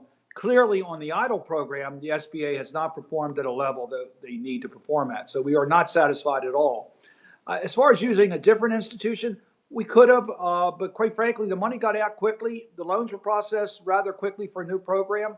And I think most small businesses got a PPP loan before individual taxpayers got their check from the IRS. So I'm not sure there's a better way to start a new program. I think we were successful in getting money out quickly. Now, one of the things that came up in discussion with Secretary Mnuchin was the period of time. I may get these numbers wrong, but that there was an 8-week window, and now many of these companies are coming back online, hiring this, and that loan period is too short. So he's saying maybe we need to move it to 12 weeks, maybe to 16, but somewhat much longer periods of time. Where are you in that? What's the right equilibrium for small businesses in terms of bringing employees back now, but not getting in a guillotine on the loan being due? Well, I certainly support giving flexibility on the 8 weeks. When we passed the program, we were hopeful that 8 weeks would be long enough for businesses to realistically have their full workforce back in place. That's not the case. So, yes, I support increasing that period of time in which you can spend the money and still get forgiveness. We're working on a 16-week proposal in the Senate. The House has passed a 24-week proposal. I'm for any of these proposals that give more flexibility to small businesses to determine when they can spend the money, recognizing that many small businesses have just not been able to get back to their full strength because of COVID-19. This morning, Senator Mark Warner and I think Doug Jones, Richard Blumenthal, and Bernie Sanders introduced what I think is called the Paycheck Security Act, which is to create a paycheck guarantee. I don't know the exact figure of paycheck guarantee. It would be retroactive in part for those that have already been laid off. And my understanding is it would kind of do what France and some European countries have done, which is to keep workers whole and to kind of approach this from another direction rather than through the business right to that laid off employee. Do you support that kind of approach in addition to what you're doing with small businesses? I think we got to act in every direction. We're still in the middle of the COVID-19. What we've done so far under the CARES Act and the two bills before that really did help our economy. It helped save people. They have money. They could at least buy their essentials for their family. It really did help a great deal, but it was divided into three different sections, and I think we have to pay attention to all three. We did provide individual relief, and that's what I think Senator Warner is talking about. We did provide through unemployment insurance. We did provide through IRS refund checks. And what they're suggesting is that we target additional individual relief to those who need it the most. And I strongly support that type of an approach. But don't leave out state and local government. They don't have the resources in order to provide essential services to people. State and local government are seeing dramatic revenue reductions, and the CARES Act did not provide help for state and local governments for revenue declines. We got to get to that. And then lastly, we do have to help the businesses. If our businesses can't survive, we're not going to have the jobs ready when our economy comes back. And particularly small businesses do not have the resiliency. And quite frankly, the programs that we've passed so far for many small businesses are not going to be enough. Senator, we've got a question for you from someone in the audience, from, as I've been told, from DeSoto, Texas. We're going to get there in a second, not yet. I'm going to jump out of small business for a second and ask you, because I know you do global affairs as well. You know about the world, and we've had a lot of focus on China, China's transparency problems at the beginning of this, but also economic dependencies and production dependencies on China. I'd love, because you and I have talked about global affairs before, where are we right in criticizing China now? Where do we need to be careful of? Well, China is not our friend. We need to have a strategic policy as it relates to China. And we need to work with our allies in dealing with China. So I disagree with President Trump's approach, which was basically do it alone. He first made the challenges with China on trade, but first alienated our traditional allies with the steel and aluminum tariff, therefore isolated America, and we could have used the help from our allies in isolating China. So China doesn't play fairly. They want to control the rules. They don't believe in our values. They want to see government-controlled economies control the rules of international commerce. We don't want to see that happen. So we got to have a strategic relationship. It's an important country. It's a large country. We do a lot of trade with China, but we need to do that in a smarter way, recognizing that our values need to be forefront of our relationship with that country, and it has not in the past. Thank you, Senator. We've reached out to the world and said, watch us, send us, notes, engage. We're going to try to get a question right now from Terry Toomey in DeSoto, Texas. This is Terry Toomey. I'm the executive director of the Industry Hub in DeSoto, Texas. We help small businesses get started and grow. My question is, you set aside $350 billion to help small businesses. That program got botched by SBA and the banks. You've also set aside $500 billion for large companies, most of which has not been spent. What I want to know is, what are you going to do to help small businesses? They are 98% of the businesses in this country, and they need help, and they need help now. Thank you, Terry. Bit of a critic there, but Senator, what would you like to share with Terry? Well, first of all, we set aside over $700 billion for small businesses, but 660 alone in the PPP program, another 20 in the EIDL grant program, and 50 in the EIDL loan program. So we have set aside a great deal more money than that.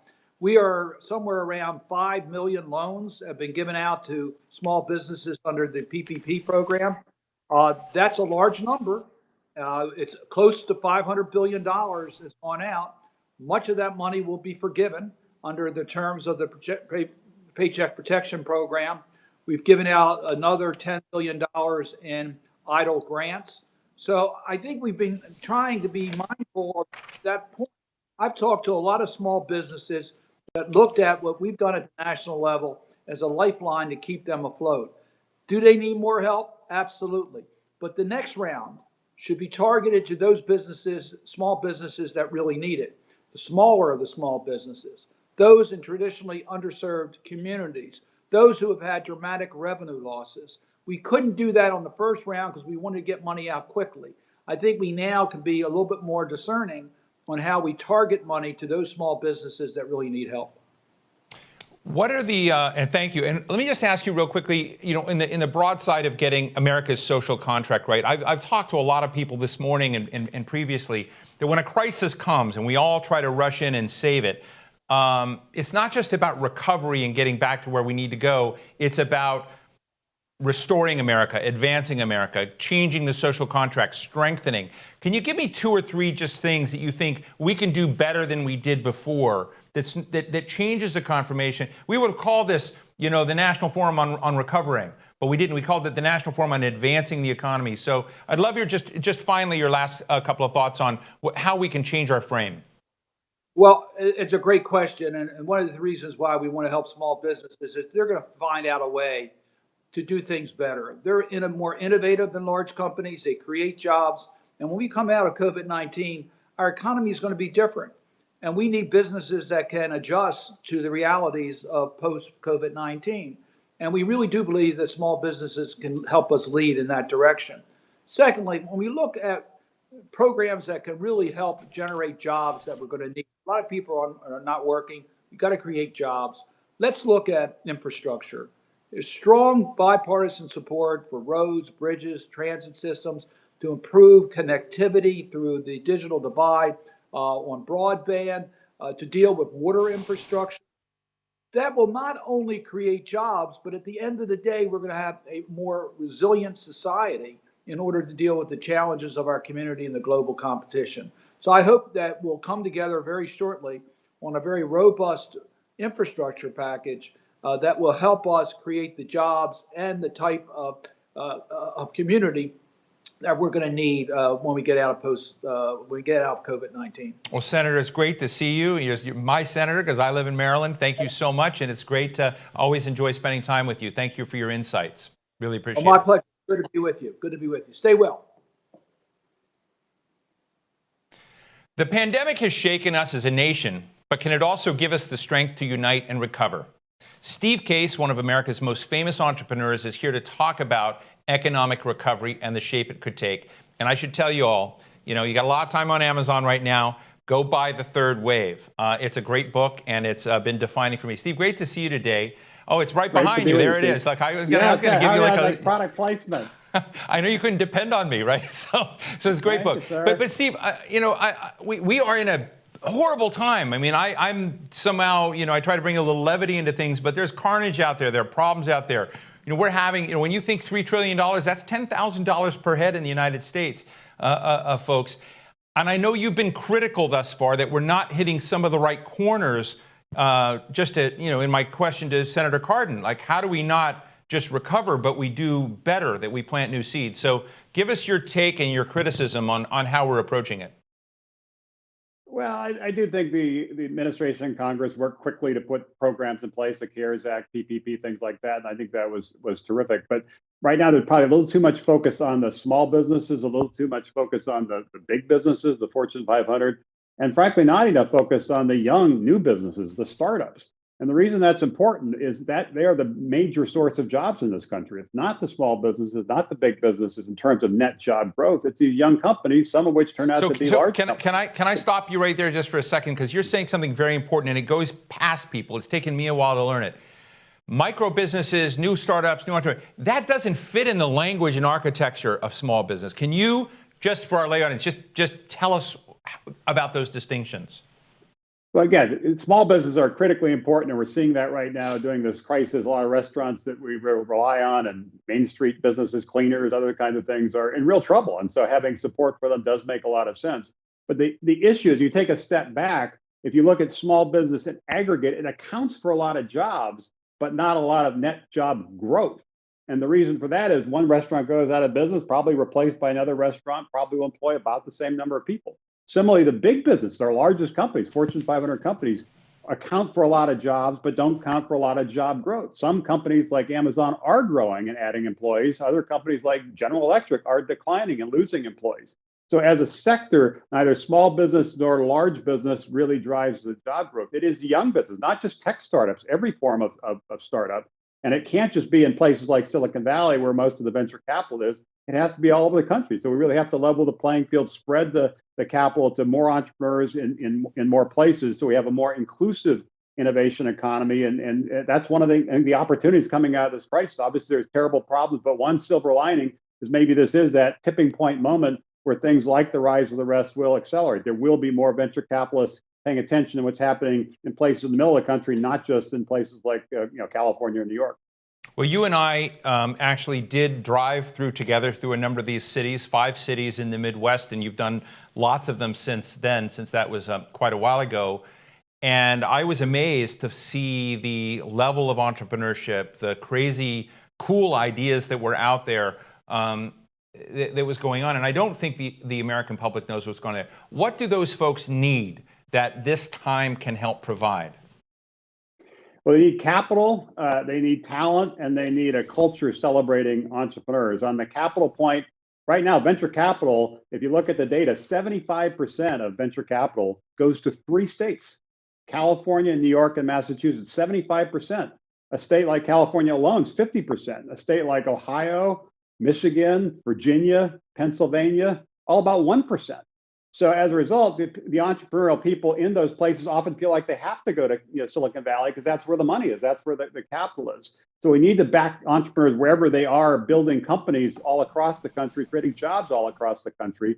And we need to create the incentives there. And we also need to watch the talent flows because of that dynamic, what I talked about. There's been kind of a brain drain from parts of the country. How do we slow that brain drain and create a boomerang of people returning? And again, this crisis, I think, may be that wake-up moment for some people who maybe living in San Francisco or New York or Boston, which are great cities and great entrepreneurial cities. Maybe that's not exactly where they want to live the rest of their lives. Maybe now's the time to shift. And then the last piece is a culture piece. These communities need to celebrate entrepreneurs. It is risk-taking. Sometimes the startups don't work. One of the great things about Silicon Valley is they recognize that and celebrate that. We need to do that everywhere. So we get more capital into the hands of entrepreneurs, and we do it all across the country, kind of leveling that playing field. We're able to maintain the talent that already exists there and get some more people to move back there or move there for the first time. And we can create a stronger entrepreneurial culture, innovative culture in different parts of the country. I think we really can have a nation that has a more inclusive innovation economy and really is able to solve the problems of the future, including some of the third wave sectors like healthcare and food and agriculture that do need a lot of attention. We've been hearing a lot of big names, Regeneron, Gilead, Pfizer, Sanofi, and, big pharmaceutical firms. There are about 110 human trials underway for various vaccine efforts. You have also said that's an area that entrepreneurs can be involved in. How can they compete with those big guys in this time? What are the kinds of areas that you think small players, new players can play in helping us to get to therapies that help us?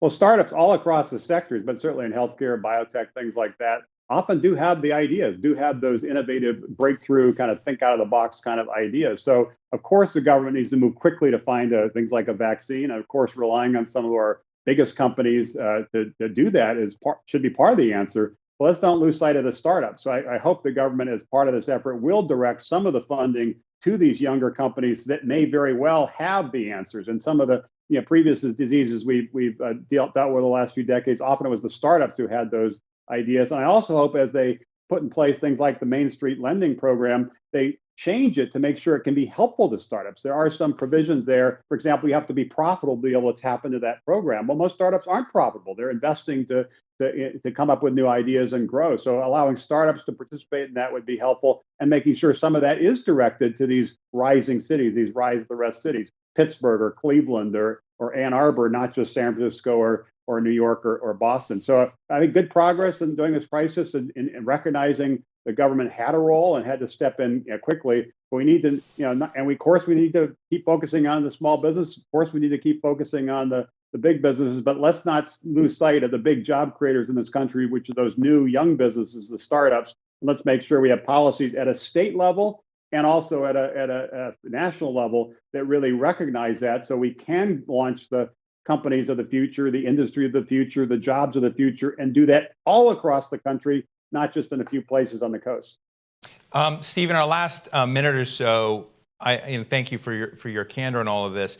It occurs to me, thinking about the third wave, which of course I read, I want to remind people, and half the audience out there won't remember this, but I certainly do, that you were a co-founder and you were the CEO of America Online, and you really transformed this country's digital access. You were there before anyone.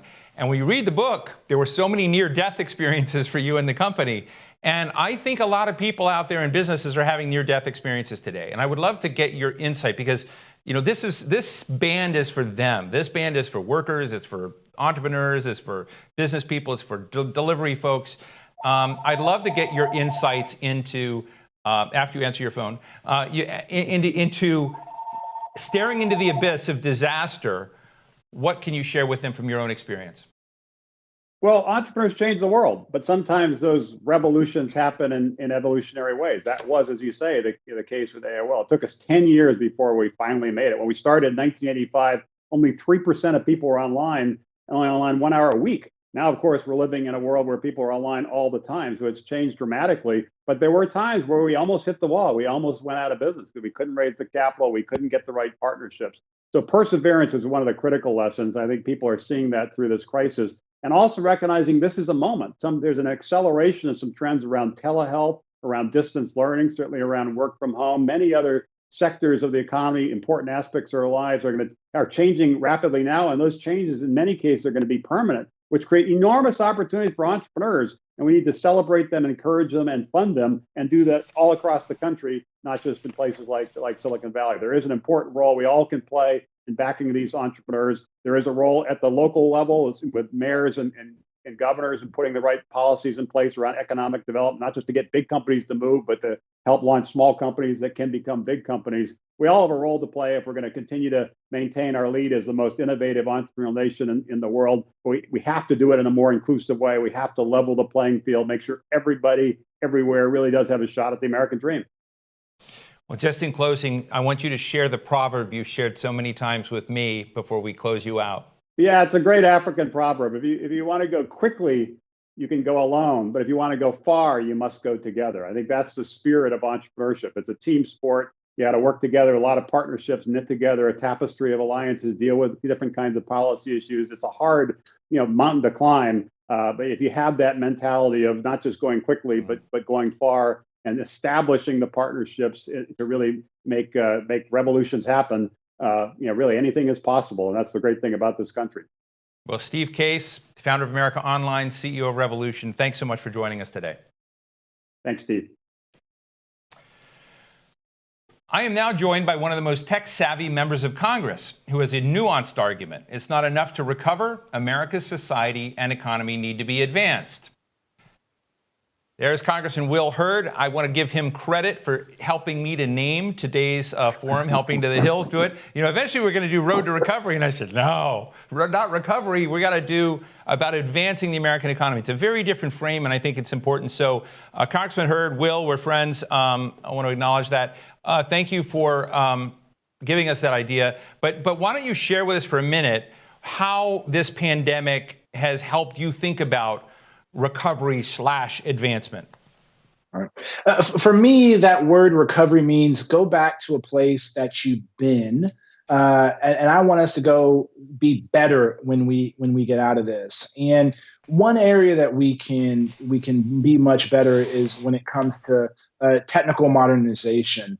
This was something I've been working on for my time in Congress, and how do you modernize the federal government. But we have seen how, from state to state, from city to city, that the tools we need to move quickly don't exist. The example most people use is unemployment. So much more money given by the federal government to unemployment, but those state agencies weren't able to handle the workload, right? And why not? We should be able to do that. And so how do we make sure, with the number of kids that are online learning? I talked with a charter school in New York. 98% of the students are log on every day. I've talked to some schools here in Texas. One was 3% of the students were logging on every day. And part of that problem is that digital divide, oftentimes between the urban and rural areas. But how do we make sure that we have the infrastructure that people can take advantage of these new technology? You know, Steve Case was talking about how does everybody, the equality of access, and that starts by making sure that everybody can get online. You would think in 2020 that would be the case, but it's actually not. You know, one of the things that people do, like naming conferences or naming pieces of legislation, is they try to make it hard for people not to go their way. You were not supportive of the HEROES Act. The HEROES Act, which was surprising, and I'd love to get your take on why you voted against the HEROES Act. Look, I actually believe the way you solve problems is by empowering people, not empowering the government. And unfortunately, what the HEROES Act did was the HEROES Act made people more reliant on the government. It rewarded you to stay unemployed rather than going to work. That's not what this country has built on. This is not how we're going to solve this problem. Is there going to be additional support needed? Absolutely.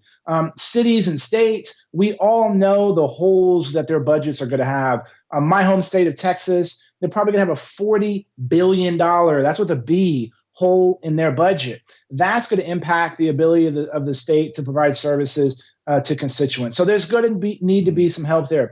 Our healthcare professionals are going to probably need some additional help, not only because everything was shut down for so long, they need to make sure that they're able to still function, but making sure that some of the regulatory tape that we streamline in order to provide care better. So that kind of help is going to happen. There will be at least one more piece of legislation, but the reason the previous four worked was because they were negotiated in a bipartisan, bicameral way. Unfortunately, the HEROES Act was not the case.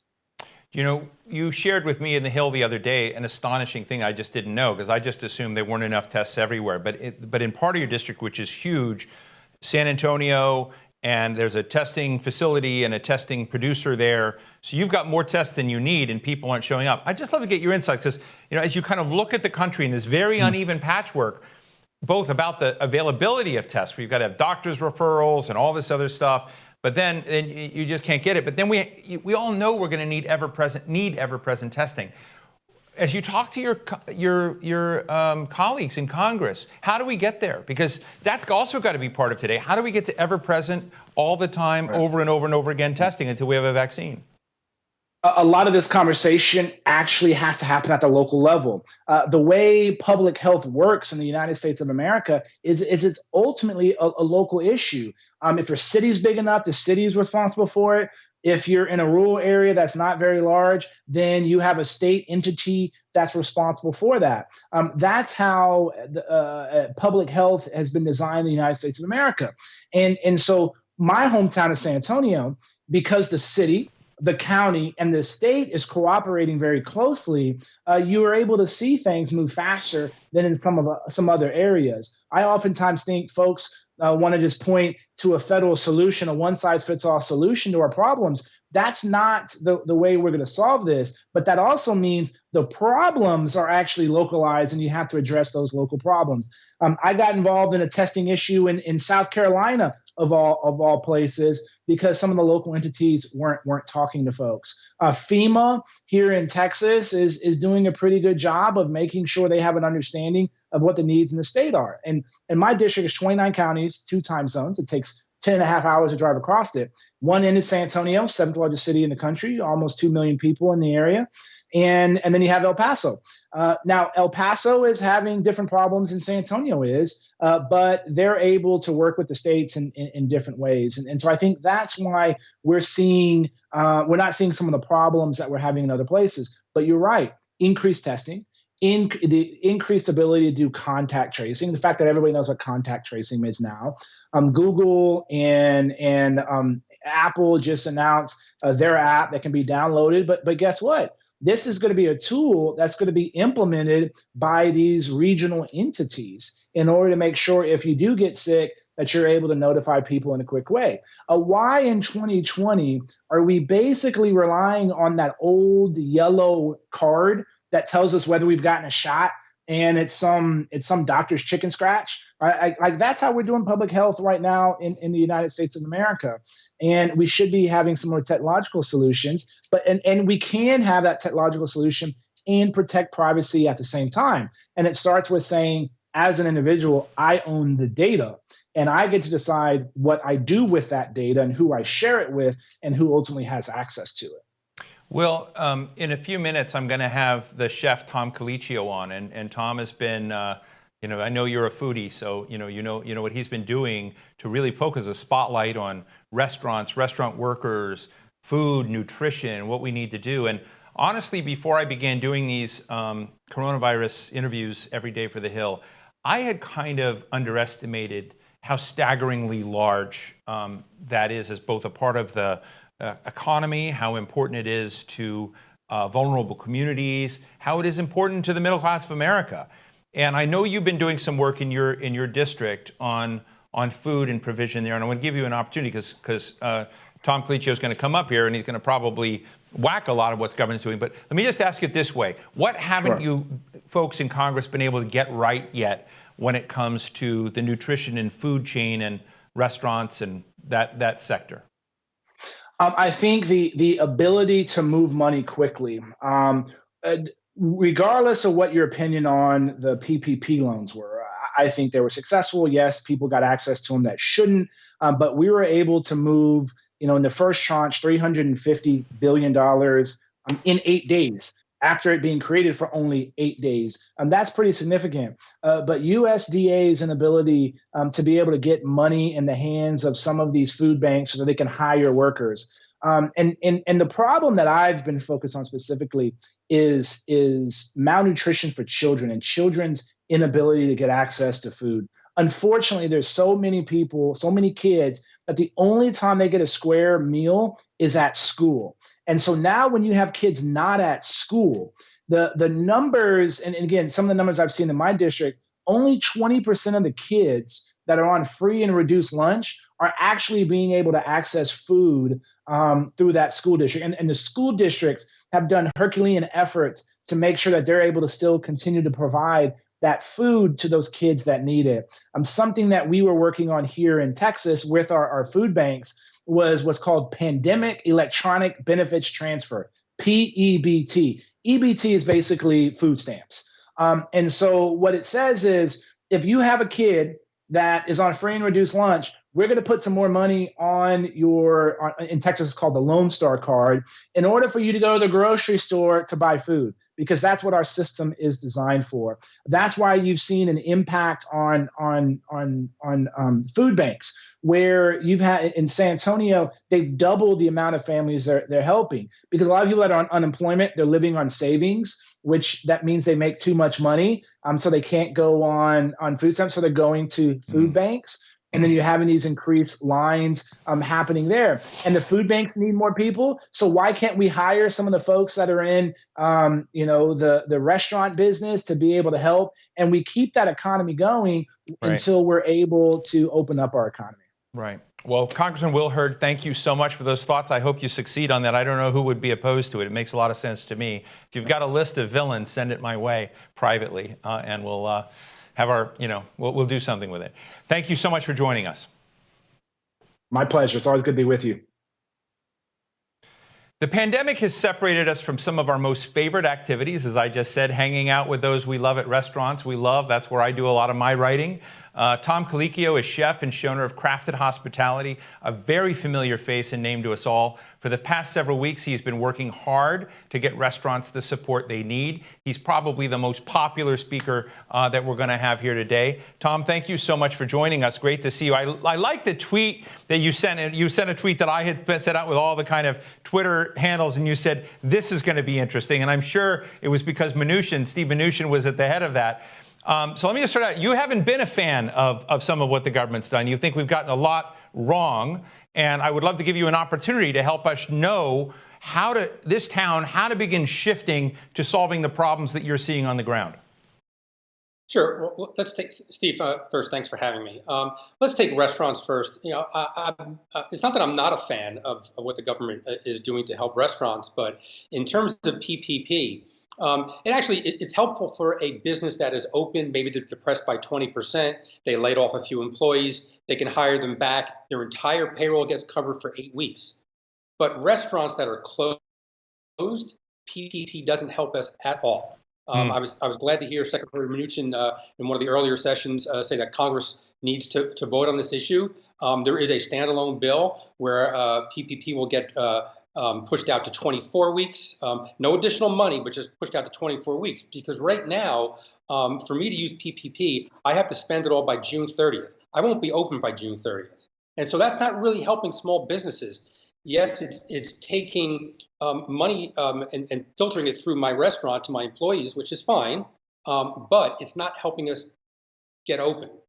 And then the bigger problem that we really have is we may get open, but we're not going to stay open.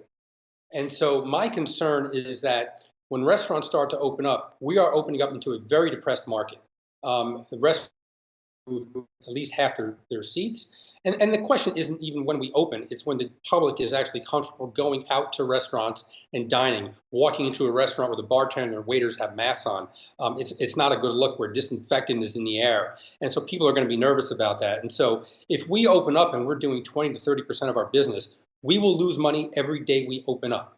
And so, yeah, we want to do our part and get our restaurants open, but we're going to need help to sustain ourselves. Representative Blumenauer put together a bill. It's a $120 billion stabilization package for restaurants. I think that is something that needs to be looked at. It is something that the Independent Restaurant Coalition supports. And what that will do is not only will it help with our payroll, not only help with paying our rents, but also gives us additional money to take care of other expenses going forward so we can sustain those losses so we can actually keep people employed. I mean, keep in mind that the independent restaurant businesses employ 11 million people. And then if you actually extrapolate that out to the other businesses like farmers and fishermen and cheesemakers and winemakers that we indirectly employ, we're talking probably close to 20 million people. We're talking about $1 trillion into the economy. And so we feel that we are uniquely positioned to take the stimulus dollars that we hope come next and put them through our restaurants, because on average, restaurants, for every dollar we receive, 90 to 95 cents goes out the door. And so we really think that we are right. Number one, injured because of COVID, and we need the additional help. All right, Tom, who are the opponents to you getting that, if there are any? I mean, I know there's a lot on the table, excuse the pun, but there's a lot on the table that people are struggling with. But as you talk about restaurants, everything you're saying makes a great deal of sense to me. And to a certain degree, we're all trying to buy time, right? Buy time until there's some solution down there. Who are the opponents that are standing in the way of what you're advocating? You know, I don't know if there's any opponents right now. I mean, I've heard Leader McConnell, say that he thinks there's enough stimulus right now and just wants to wait on it. I think he's missing the mark here. We saw the unemployment numbers today, another 2.4 million people. The majority of those people are coming from the restaurant industry, from hospitality. And so I don't know if there's opponents, but I don't know if Congress has really got their arms around the size of the problem here and what needs to happen. And my concern is, again, we open our doors, we stay open for a short period of time, and then we start to close the restaurants. And then you're going to look at maybe unemployment getting better for a short time. And then come September, October, and November, we're going to be looking at 15% unemployment. Tom, I've really enjoyed going to see your Twitter feed and to see a lot of what you've written and said about these environments in restaurants that we used to have and how they're just going to change for a while. I would have called them high trust environments. We had, at a time in this economy, we had high trust in loans and high trust in restaurants and high trust in our neighbors. And now there's a lot of fear out there. How do you've already put out a kind of conceptualization of where we need to be in a middle ground in having certain elements of trust, but not too much. What's the social contract between consumers and restaurant workers and restaurateurs going to look like? Well, listen, we need to make sure, number one, that our staffs are healthy, That's the number one thing, because if our staffs are healthy, and we can take care of our staffs and make sure that they're getting to work, and they're not using public transportation. Maybe we have to provide transportation other than public transportation to get to work. We have to have that level of trust there first before the public will start to trust restaurants. And it's gonna take some time. It's a difficult position to be in when you remove half your seats. Restaurants are the kind of place where people want to come together, and then they're being told, well, you really can't. But I think there are things that we can put in place. Make sure there's plenty of distance between seats. Make sure that we're doing things like everything is disposable. I'm even thinking that because we're so used to Zoom, maybe we have waiters that are actually in an office somewhere or even at home, that you'll get a code and you can actually enter a Zoom number on your smartphone to get a waiter. So there are fewer people and fewer points of contact in the restaurant, and that waiter doesn't have to be in a mask, and they can take your order, they can reach to the restaurant. So there's things maybe that we can use for technology that can actually help create that trust. And then you only have the cooks in the kitchen, and maybe a runner to deliver food and a bartender, maybe a few managers that are wearing masks in the restaurant. And so you can also reduce the amount of people in one space. Again, and making sure that there's contact tracing, making sure that employees are temperatures being taken when they come into the restaurant. But we need testing. We need more testing, and that's the reason why we need testing, contact tracing, because we need to make sure that we can nip anything in the bud, that sort of outbreaks that are going to happen. So we have that trust, but I still think we're a long way away from that. Now, I've talked to a number of House members recently about the FEED Act and about their concerns about the food supply chain. I had Representative Rosa DeLauro, whom I think you know, that was on here the other day and said, look, we're plowing over crops, we're pouring out milk, we're killing, baby piglets because there's a food glut out there, while at the same time there are a lot of people in need, vulnerable communities and others. But the supply, the whole ecosystem of nutrition supply and great food. You're a master chef. So I'd love to get your insights on what we have to do on that front as well, and whether we're going down the right course, or is this becoming another politicized divide that we're not going to solve this food glut and food supply problem? Well, we can solve a problem here. And I think this is what COVID really has exposed, the fragility in our food system. We have two different food systems. We have farmers that sell into the restaurant and hotel chain, and then we have farmers that sell into the consumer model, into supermarkets. And so when you see a dairy farmer selling out milk, well, most likely that dairy farmer is selling it to a processor that is processing milk in 5-gallon containers for institutional feeding. Those hotels, restaurants, cafeterias, they're closed. And so that market is gone, it's disappeared. That processor can't automatically shift over and start putting milk into gallons or half gallons in quarts. They're just not set up to do that. And so that farmer lost their market. Same with meat. When you see these meat processors closing down, when those pigs reach 200 pounds, they need to be processed. They don't stop eating. You have to keep feeding them. When these processing plants shut down, the farmers have two choices. They can continue to feed the animal, which is expensive, and then once the animal gets too big, it's not going to go through the processing plant, or they can euthanize the animal. Those are the choices they have. When you see eggs being cracked, there's also a market for cracked eggs that you get in gallon containers. And so if that market's gone, they just have to break those eggs and throw them out. And so what we do is we don't have a system that moves on a dime quickly enough. But I actually think we do have a system. The restaurants, if they were actually funded, especially early on, all these lines that we're seeing in food banks, that could have been alleviated. If you actually funneled money through restaurants and just had them actually buy food, we could have turned restaurants into community feeding centers as well. And that whole supply chain would have stayed intact. Well, that's what the FEED Act does, right? That's what the FEED Act actually does. In my understanding of is that, you have right now that out there, the ability for restaurants to play that role. But another part of this conversation, which we haven't gone into, is that revenues that state and local governments have been getting are collapsing while business has been shut down. So this is the federal government picking up the tab, in a sense, for feeding the elderly, for feeding others through restaurants. So I didn't mean to jump in, but I wanted to add that because I think it's important.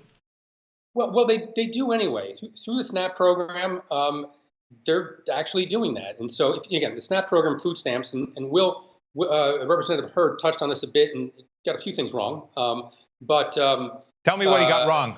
Tell me what he got wrong. Well, what he got wrong was that the system, the food stamp program is set up to actually expand as the need expands. Okay, and right now, 36 million Americans before COVID, we had 36 million Americans on the food stamp program or on the SNAP program. Right now, we're hearing reports out of certain states that there's about 71% increase in applications. So that's going to be, if you extrapolate that out, it's probably another 25, 30 million people. So that's going to be about 60 million people. When he said that if people have too much money in the bank, they don't qualify for food stamps, that is normally the case. But under the CARES Act, the first one that went out, they actually got rid of all those restrictions. What is needed now for the food stamp program is that Congress, under the HEROES Act, is asking for a 15% increase to the SNAP program. And right now, there's pushback. And that is, I think, crucial because food prices are starting to go up. And so food prices are going up, and yet people who rely on SNAP to actually buy food, they're not seeing any more benefits. And so that has to happen. But where Representative Hurd got it wrong was that those restrictions have been waived. But again, the problem with everyone sort of lining up in food banks is because most people are kind of too proud to sign up for food stamps. It's in some cases, people think it's embarrassing. And that's why I think the stigma of this program needs to change, because the majority of the people who receive food stamps before COVID are people that are working, or it's the elderly, or people that are disabled, and children. And they really need the help. But I think in moving the country forward, if 36 million to 38 million Americans were on food stamps before COVID, and now we're looking at 60 million people, when we come out of this, are we going to aspire to 36 million again? No, we have to do better than this. And what we really need to see is money put in the hands of people so they can purchase their own food. We need to see minimum wage go up. This is crucially important because, again, if the majority of the people on food stamps have at least one member of the family working, if you give them more dollars, they will actually spend it on food.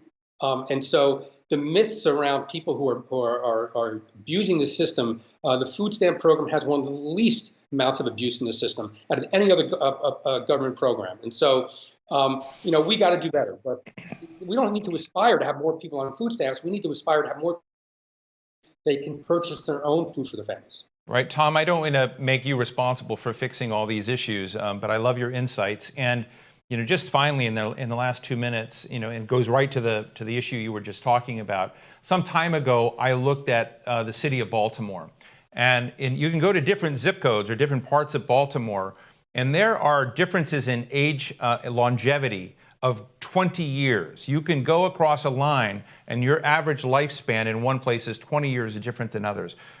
Just 2 days ago, I had Director Redfield from the CDC on, and he talked about, Steve, our job is going to be able to find that homeless person who has COVID and get them housing, get them connected. There are not a lot of people talking about that because it's a heavy lift.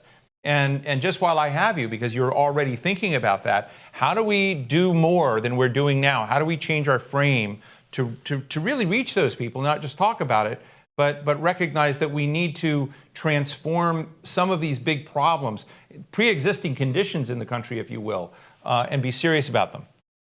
Right. Well, food is a very important part of that. In this country, calories are cheap, nutrition is expensive. And when you talk to the doctors, they're saying that the number one, one of the comorbidity issues with people dying in hospitals is obesity. And that's because when you have very few dollars to spend on food, you're buying the cheapest food. It's calorie dense, but it's not nutritious. And so we have to address this. We have to make nutritious food more affordable and more available to more people in this country. We need a healthier nation. And and it's not the idea of whether or not we need big government that is going to we don't need a nanny state, but we need smart government. The old Grover Norquist line that we want to shrink government down to the size we can drown in a bathtub. Well, we're drowning right now.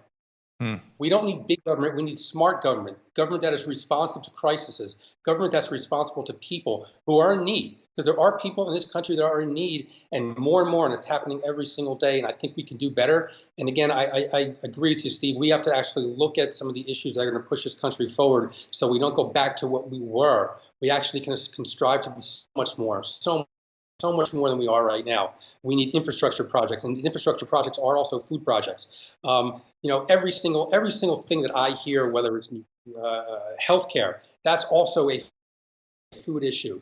When I hear about immigration, that's a food issue. When I hear about military preparedness, that's also a food issue. Do you know that 25% of the recruits that show up to fight in our military, they wash out because because of lack of nourishment?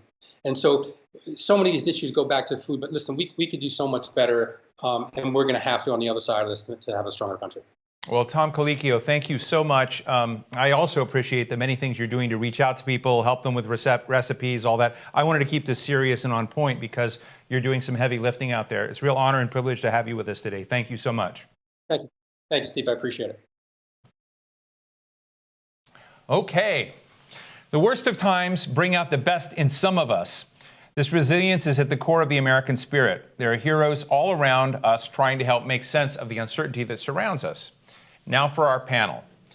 I am joined by Aman Bhutani, CEO of GoDaddy, and in just a minute, we're going to have Patty Curtis, an owner of Fogue Studios in Seattle, who will be with us, and she does some cool things. And I want to just tell the audience, I wrote about GoDaddy and Aman Bhutani recently because I became fascinated by the venture world out there. And ventures are essentially micro businesses, micro startups, micro causes. They have domain names. Oftentimes, GoDaddy's involved.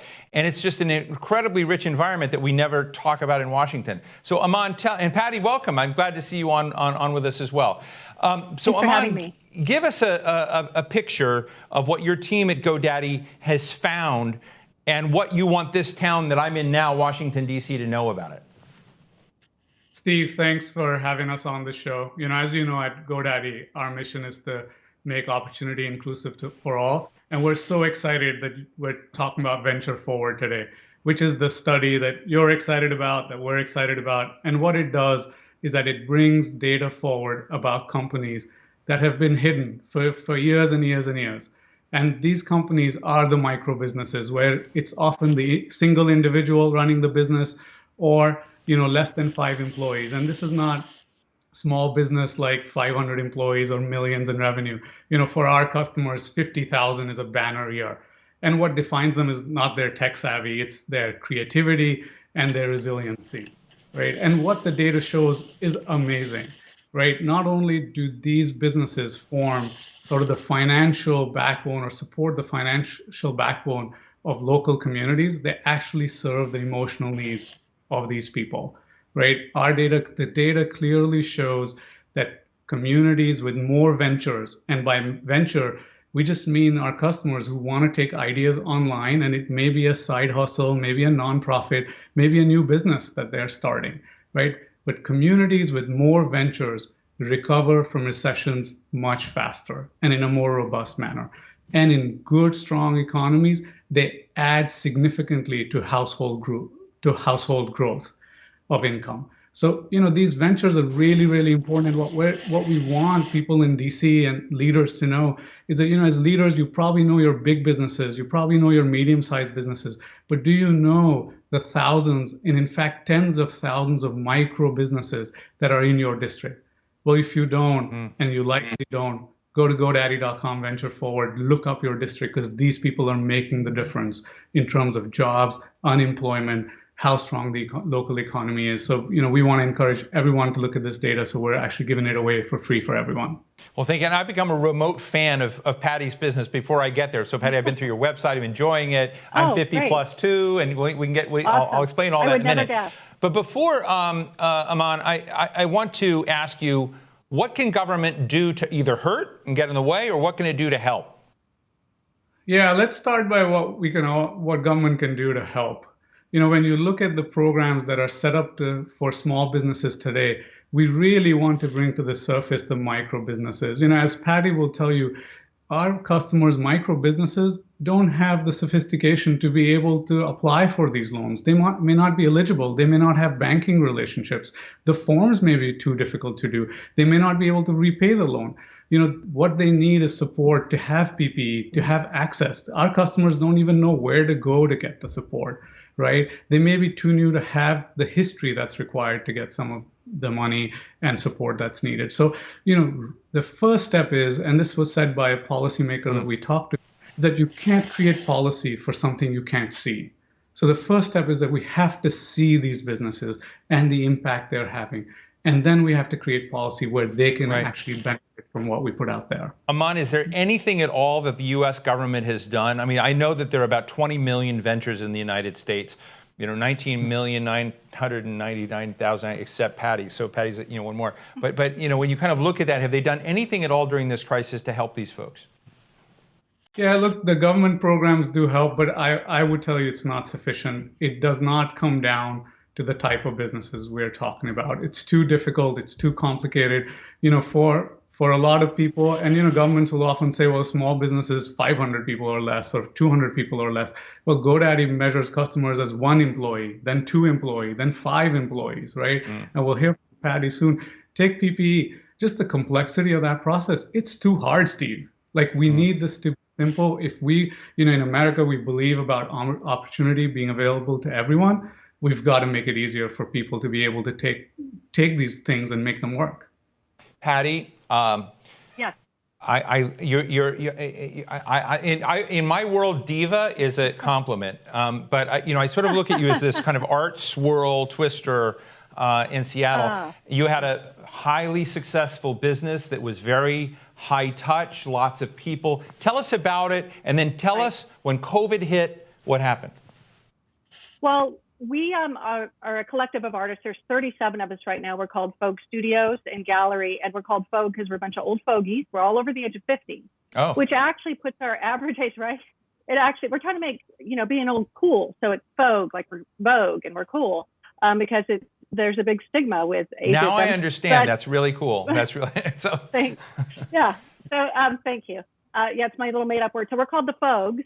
And we're a really tight-knit community. We really support one another. We have 6,000 square feet of art studio space, and we're really event-driven. So we would have an art show and art walk with live music or poetry readings, what have you. And we had 150 to 300 people in for our event. We served wine and we served snacks, and now that's over. So I'm trying to reinvent what that's going to look like. But in the interim, I had to pivot really quickly. Seattle. We're in a community in Seattle called Georgetown, but Seattle was ground zero, if you remember. It seemed like a lifetime ago, right? And Governor Inslee really did a lockdown, but I saw 2 weeks before that, I took my GoDaddy site and I made it an e-commerce site. So I took everything in my gallery and I put it online. So I have about 200 pieces of art online. And then I also created a section of art under $100 because I know economically people feel like art is a luxury. Well, to us, art is life. But I wanted to make art affordable so you can buy original art under $100 on our website. I also started a YouTube channel where I started interviewing artists within the gallery. We're social distancing and talking about the solo show and doing poetry readings on YouTube. I even did a driving tour through Georgetown. So I had to board up most of the buildings in our community, and the local artists painted them. And it's this beautiful drive-through art walk, really, which is pretty awesome. We have a really cool, interesting community with lots of restaurants that are closed and a lot of really small businesses like mine that are sole proprietorship. And it's just us working there. I have volunteers. And also there's a dispensary, a pot dispensary, which is considered essential in Seattle, if you know anything about Seattle. And so I did a pop-up art show there. So I'm trying to think of all the different ways that I can get eyeballs on our art and still stay in touch with our consumers. But then I have to really think about what is this going to look like when we do open. And we're in phase 4, so a non-essential business, which means I probably won't open till July. And when I do, what help can I get, and what does that look like? For me, I actually applied for a small business loan, and I heard nothing. I got absolutely no response.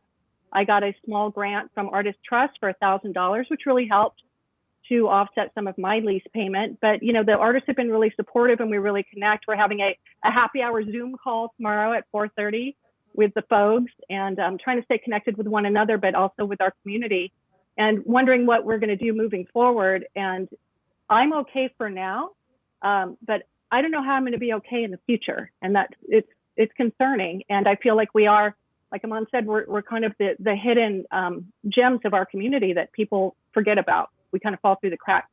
Oh, it's a fascinating, incredibly important story, you know. And then my pathway to finding you and to finding Aman and GoDaddy in this is I had read the Venture Forward study, had sort of said it's kind of like Keanu Reeves in The Matrix. He's seeing something I didn't. And I know this town is not oriented towards those sorts of businesses. But when I saw that in the 2008-2009 financial crisis, that communities there, counties there recovered far more quickly, that had the greatest number of ventures, I said, wow, there's something in. So I put out, I'm just telling you public, because you know, on my Facebook, LinkedIn, if you're a friend of mine, you got a note. I said, who's out there who's done this? Who's retooled? Who's created a new business? I wrote about somebody who created a company called Remote Fun on how to help children have good birthdays. And you know, someone who used to be connected with Ambassador Susan Rice, you know, who used to work in her world, said, oh, I've got a 5-year-old. Can you help me? Or a guy named Scott Budden with Orchard Point Oysters, I'll give him a shout out, who supplied the Jefferson Hotel and Le Diplomat, two fine places here in Washington. That collapsed. Instantly overnight, went to a direct-to-consumer business, had 3,000 orders last week. So there's a whole range of things going on out there that are, I don't want to make them feel-good stories or kumbaya stories, but they are part of the picture. How are you doing? I know you're doing okay now, but are things looking like you're going to be able to navigate it for a while? Patty? You know, it's tough. Art is a tough sell. Let's be, you know, clearly it's not something that's an easy thing to sell. You know, I look at these virtual calls and I look at people's walls and they're blank and I'm thinking, why? Look at my walls. You know, it's like, why art? Beautify your space. Let's make a deal. Let's make a deal. Right. Let's make your world a little more beautiful. But so, you know, online sales for art is tough. It is tough. Our website's beautiful. It's easy to navigate. But it's really hard to drive people there. I'm doing Google ads. I post on social media, on Instagram and Facebook every single day to try to promote art. We're doing the Seattle Recycled Arts Festival right now. It's supposed to be a show in our gallery. And so I did it online and created video and put that on YouTube and on social media. You know, and it's tough. It's not, I'm not going to say that that people are beating our door down to buy art, but at least we're staying relevant and we're staying in front of our consumers, and they still know that we're alive and we're there. And we want to take care of their artistic needs. But I also have art studios. So the artists, a couple of the artists are still working in their studios. Like I said, we have 6,000 square feet and we have 5 working studios. But, you know, keep in mind, our artists are over 60 on average. And so we're in a high risk. So my main concern is taking care of my artists and our consumers and making sure they feel safe and comfortable. And, you know, like I can't even buy hand sanitizer. I can't buy sanitizing wipes. You know, maybe the government could send me a big box of disposable masks and hand sanitizer, you know, things that are simple and you know, disinfecting wipes so that I can keep a clean environment and make people feel safe. So maybe when they do come in the gallery, when we open again, like, here's your hand sanitizer, here's your mask, thanks for coming, and here's a little bottle of wine. You know, I don't know what that's going to look like, but you know, that's the stuff I could use help with. And it just seems so small, but I can't even get those things. You know, how do I get them? Thank you. Aman, you know, in our last few minutes, I'm wondering whether we need a primer that, you know, with new vocabulary, a glossary for understanding these businesses. You know, even when you said the word small business, it sounds so sludgy to me. With all due respect to the Small Business Committee and the Small Business Administration, blah, blah, blah, blah. But, you know, I think part of the, you know, question is whether or not we need to, you know, create a different way to, you know, understand what's going on there, to understand whether it's the hidden entrepreneur out in America, the hidden business. Yeah, Steve, we absolutely love the idea of bringing this new terminology to the table. And whether it's everyday entrepreneur or hidden entrepreneur, you know, we love the language of everyday entrepreneur, and we want people to recognize this data set. So we are going to continue to invest in it. You know, I'll share with you just hot off the presses. We're continuing to dig into the data set, and we're literally looking at current data. And what it's showing us is that even for April, districts or cities with high venture density, they were actually able to offset job losses in low income groups. That's that type of data set's going to be huge. I think as we can format that and get it to people like you and get it to people in DC, it's going to get noticed. Because, you asked earlier, and I just want to end with this, the 4 things people in DC can help everyday entrepreneurs with. They need access to capital. We need to reduce the gateway. It's too hard. The wall is too high to get there. You have to reduce the wall, make it easier for everyday entrepreneurs to get access to the tools, capabilities that they need, the capital they need. We need the investment in technology and infrastructure because businesses have to digitize and not everyone is super tech savvy. And we need job skills training to support that. Those 4 pieces can really, really make a difference. And we'll stay committed to bringing the data forward. So not only can we talk about it, but anyone can go and find the data for their district, come to it from their lens, and make a difference in their local community. Look, before I let you both go and we finish this second band of work, it's been fascinating to listen to both of you. Yesterday I had the privilege of moderating a forum. Nokia was involved in it, and we had an FCC commissioner. We had Susan Del Bene, who's a representative up from near where you guys are, and we talked about digital literacy because while we've been talking for some time, somewhat with a lot of arrogance, about shifting from the analog world to the digital world, we really hadn't done it. Now we're doing it. Everybody's forced into this space, and it's wobbly. And there are literacy issues. Patty, it sounds like you really know what you're doing, but a lot of people don't. And I just love to get your insights as people. What can we do to help those that haven't been connected for? How can we do better on the digital literacy front so it is a more inclusive experience that people can take advantage of? I'd love to get your insights about that, and then we'll close out. Let me start with Patty. Well, I think that having and I know I'm not here to do a GoDaddy commercial, but honestly, I call it website building for dummies. It's really a drag and drop. You don't have to write code. My first website that I did as an entrepreneur in the mid 2007, I had to hire somebody to write code. You don't need to hire a digital IT team to make a website anymore. And you can integrate your Google Analytics, you can integrate ads, you can integrate it into your social media, you can integrate it into YouTube. So it's really been dumbed down. And no offense to anyone, I needed it dumbed down. I always worked for corporations that I had an IT department. I would just shove them my computer and say, "Here, thanks, fix it. I'll be in my office." And so now as a single entrepreneur here, I have to do everything. And GoDaddy's made it really easy for me. So my first recommendation is 100% get hooked up with an easy drag and drop website builder, whomever that is. That's my first recommendation, because if they're doing their jobs correctly and their development is correct and good on the back end, and they've got a great backbone for you, the rest of it's really easy. It's not complicated. I literally built my e-commerce store on my website in a couple hours, and I uploaded 200 pieces of art with descriptions, prices, shipping, sizes, everything, and pictures, and it looks great. And it looks really professional. I'm like, that looks pretty good, thanks. You make it sound so real. Aman, I'm going to give you the final word. Thank you, Steve. We have a program called Open We Stand, which is all about keeping micro businesses open. And I want to tell you one story which is totally relevant to what you brought up.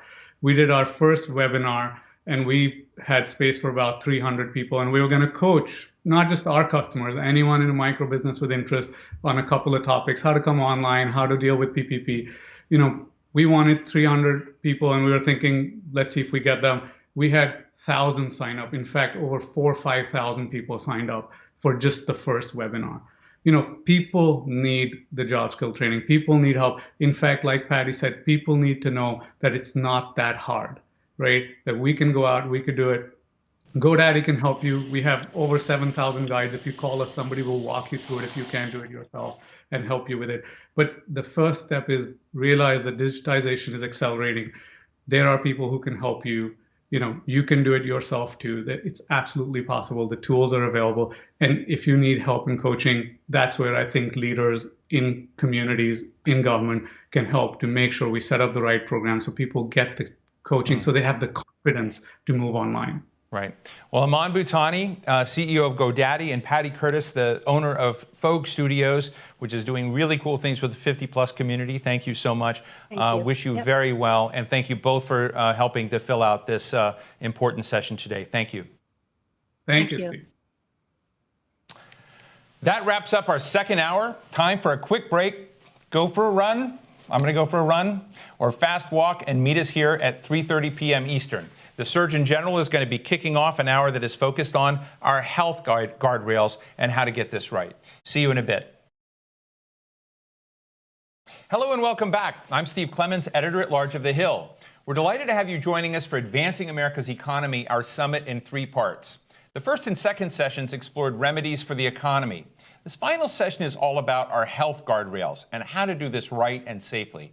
I'd like to thank our presenting sponsors, Wells Fargo and Siemens, for supporting this important summit. Before we get underway, though, a few housekeeping notes. You can tweet us at #TheHillVirtuallyLive. I know that's a lot of characters. We are broadcasting live and will be taking your questions throughout the program. And if you experience any trouble with the video, refreshing the page should mostly fix the problem. In a few short days, almost all states across the nation will in varying degrees begin to reopen. What are we going to learn as we begin to take those tentative steps toward a resumption of normalcy? What are the health guardrails that can promote a smart and advanced and resilient economy? My first guest is Vice Admiral Jerome Adams, Surgeon General of the United States. So good to see you, sir. Thank you. So I think it's pretty clear. I mean, my question to you is, what do we need to think about and do as we reopen the economy? What practices do we need to institutionalize to live safely and to also work safely? Well, great question. And thanks for having me here. I really appreciate it, particularly at this important time in history and in our response to the virus. And we need to make sure we're reopening in a way that is data-driven, that takes into account the assets and the deficits of and challenges that take place in different communities. And I think that's one of the things that's hard for people to really wrap their heads around, is just how big and how different the United States is. What you're going to do in Idaho is going to be very different than what you're going to do in New York. But I tell people, just as we have an epidemic of virus, we also have an epidemic of misinformation. So the most important thing for people to take away is to go to coronavirus.gov, go to whitehouse.gov/opening America, and look at our guardrails, look at our guidelines, because we work hard on the task force to really give people the tools and the information they need to be safe. Now, to get more specific, from my perspective, I try to make things easily digestible. I talk about the 2 S's and the 2 C's. The 2 S's are surveillance and separation, and the 2 C's are cleaning and coverage.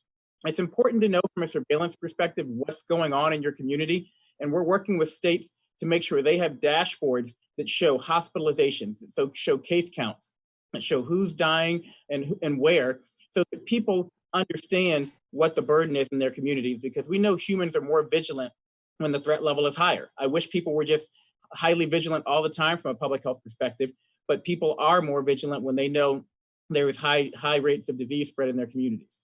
Separation, we know the disease travels and lives by going person to person. So the most important thing we can do is maintain 6 feet of physical distance between ourselves and others. From a cleaning point of view, we've got to be better than we've ever been about frequent and thorough hygiene and hand washing, soap and water for 20 seconds. And then from a coverage perspective, if you go out in public, please wear a face covering to protect other people from the virus you might be unknowingly spreading. And please cover your cough or sneeze with a tissue. You know, earlier this week, I interviewed the director of the CDC, Dr. Robert Redfield, and it's just very clear when you kind of look at the structural deficits in the country on PPE. You know, nobody knew what PPE was before, but, you know, personal protective equipment, on ventilators, on things that were needed, and they had to be created overnight, essentially. It made this town crazy. It made a lot of tension crazy. Another element of this, and we're going to be discussing it shortly in a few minutes, is contact tracing and testing. Yes. How confident are you that we're getting all of those elements in place, that we're going to be able to reopen the economy responsibly? That is a great question. I'll put it another way. Why are we in a better place to reopen and to open things now when we were closing things down just a few weeks to months ago? And what I would tell people is we've learned a lot about this virus in the last several weeks. We've also increased capacity on a federal, on a state, and on a local level. Thank you to America for really doing your part in helping us flatten the curve. Remember, flattening the curve wasn't about saying we're going to get rid of the virus. The virus is going to be here for a while. Flattening the curve wasn't about saying that the virus is not going to be as contagious or as deadly. It was really about making sure we didn't overwhelm our healthcare capacity and that we continue to build up our healthcare capacity to respond. And most places across the country have successfully done that, but we still have to figure out how we live with the virus. And so we know now, again, more about spread, and we can take precautions. The things I mentioned earlier are all things that people are doing more now in terms of cleaning, in terms of coverage, in terms of surveillance, and in terms of separation.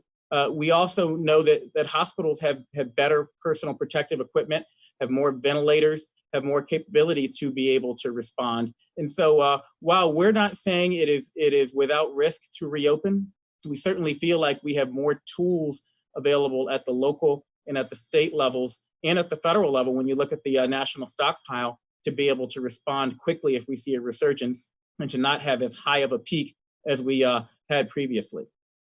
Now, I know you're the nation's doctor, and so you try to help people to think differently about their hygiene and come in. And I know early on, you talked about people washing their hands, about touching, about the various kinds of things you talked about, distancing and whatnot, which I think are big issues. Just self-disclosure, I went to high school in Japan, and we learned to bow. We didn't do a lot of handshaking then. They wore masks in Japan. I'm interested in what are those rosters of things that you think we need to stop looking at as boutique, silly things that other people do, that we're all going to have to become much more comfortable with, that we're going to have to begin building in to our social interactions? Well, everyone asks, when are we going to get back to normal? I think it's important for people to start wrapping their heads around the fact that we aren't going to go back to the way things were. And we really, quite frankly, shouldn't go back to the way things were. There are some silver linings to this, and things that we've learned that will help us move forward in the future. For instance, the things that protect you from COVID-19 also protect you from flu. And people forget that 2 years ago, we had a flu season that killed 80,000 people. And so if we continue to practice good hygiene, that will help us prevent flu deaths in the future, even if we are able to overcome COVID-19. We also know that we saw a big decrease in many communities in vaccine confidence over the past several years, and that really concerns me. If we get a vaccine for COVID-19, it is still not going to help out if we don't get people to embrace it. So I'm hopeful that as more people are talking about vaccinations, that we're going to improve vaccine confidence. Telehealth. We've rapidly expanded access to telehealth services across the nation. And that's something that I hope doesn't go away after COVID-19. And that from a federal perspective, we're looking to try to enshrine in place because it will give people access to coverage in rural communities, but also in places where you've got a single mom and she's taking care of kids and she's working and she just doesn't have time to go to the doctor's office from 9 to 5, even before COVID-19. So she would forego preventive care. Now you have that in place. And even little things like staying in touch with people virtually. There are family and friends that I haven't seen in person in years and who I otherwise wouldn't talk to because culturally we just think you wait until you see them in person. But that said, we've been in touch with them virtually now because COVID-19 has really increased people's utilization of Zoom, of Skype, of FaceTime, of some of these technologies out there that can promote connectedness and togetherness. And that ultimately has an impact on our mental health. One of the things that haunts me in these discussions, we're now talking to people that probably have computers or devices, they're connected. I'm worried about disconnected communities. I'm worried about vulnerable communities. You have an initiative right now on economic prosperity and community health are kind of aligned with one another, so let's link them and look at it. But I guess I want to ask you, because you're in my view, one of the brave people in the administration to say we have communities out there, many of them are communities of color that are disadvantaged, disconnected. This is hitting them hard. It's hitting, a kind of what I would consider a systemic racism that is distanced them from a lot of this. I guess my question is, what do we all need to hear and think about doing much more, not just talking about it, but realizing that our health is related to their health. And their health is going to affect our health. How do we even that element out? And maybe tell me a little bit about your Community Health and Economic Prosperity Initiative. Well, thank you for that. My Community Health and Economic Prosperity Initiative is all about making the case that we can't be successful as businesses, as communities, economically, if we don't pay attention to poor health. We know that the number 2 expense for most companies out there is healthcare. And we know that the United States has some of the highest healthcare costs in the world, but we aren't getting value on our investment. We still see infant mortality rates, maternal mortality rates, obesity rates, hypertension rates that are well above the average in a bad way, despite spending more per capita on healthcare than anyone else in the world. And so my initiative is really, and it was it was born before COVID, but was really about helping businesses and communities understand that when you invest in complete streets, when you invest in clean air laws, and when you invest in things that we know give people the opportunity in the environment where they can more easily make healthy choices, that it benefits not just them individually, but it creates a healthier workforce. It makes your town a destination where young people want to move to and raise a family, and ultimately lowers turnover and increases the pool that you have to pull from. And so critically important that people understand that. And we've seen that come to bear in the midst of COVID in a very tangible and significant way. Unemployment numbers coming out today showing again that when you have a health issue, it ultimately turns into an economic issue. And so I hope as people start to reopen and think about rebuilding and think about resilience, that they think about that interconnectivity and lifting up. Oh, excuse me. I actually have allergies here in the Washington, D.C. area. We'll take your word for it. We'll take your word for it. But again, we know that when we don't pay attention to these things, that the vulnerable communities, particularly communities of color, suffer disproportionately, and that's not just COVID-19. That has to do with flu. It has to do with cancer, with diabetes, with heart disease. And my true hope from all this is that as we shine a light on these disparities, we can start to dig into some of these underlying causes of disease and really help people not just survive COVID, but help them survive in the long run from chronic diseases, from non-communicable diseases like high blood pressure, like diabetes, and like cancer. And we're doing that with the White House Opportunity and Revitalization Council, but we're also doing that at HHS, really promoting hypertension control, promoting maternal health, and I have a call to action on maternal morbidity and mortality, promoting oral health. All these things we know create the environment and the circumstances that either put you at risk for disease or that help you become resilient to disease. Right now, we have a race to a vaccine, antivirals. I guess we've got about 110, maybe more, clinical trials going on around the world to find a vaccine. One of the issues that's begun to percolate out there is, will that vaccine be able to reach those people who can't afford it, who can't pay for it, who can't cover it? Are you confident that we're going to solve the cost problem and access problem once a vaccine is achieved? Well, I can only speak for me, but to answer your question, yes.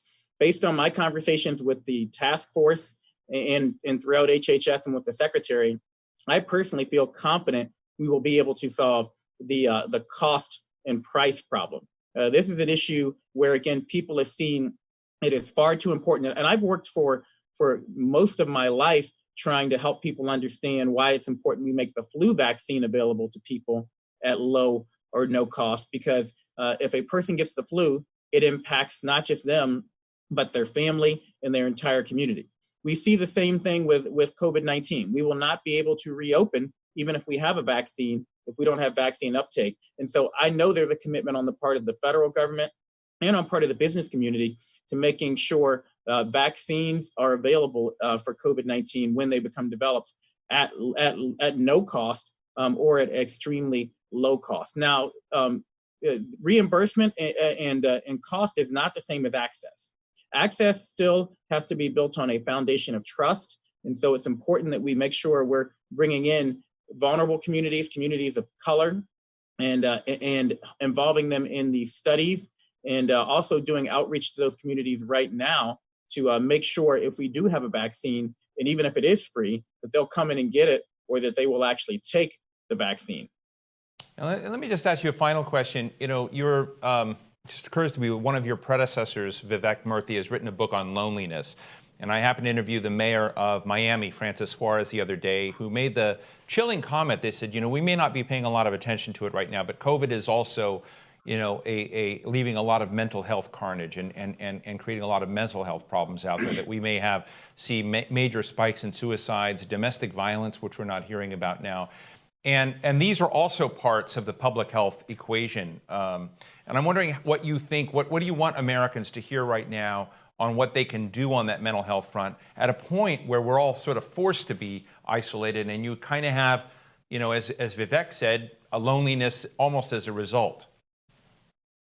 Well, thank you for that. And again, just as I've been working on my community health and economic prosperity initiative long before COVID-19, Dr. Murthy, one of my friends, has been working on his loneliness initiative long before COVID-19. These problems existed well before the virus came to our doorsteps. They've just been really amplified because of the virus. And what I say to people is that social distancing and physical distancing does not have to mean social disengagement. Again, there's new technologies, new opportunities for people to communicate in ways they never have before. There's really a focus on mental health and a destigmatization of mental health.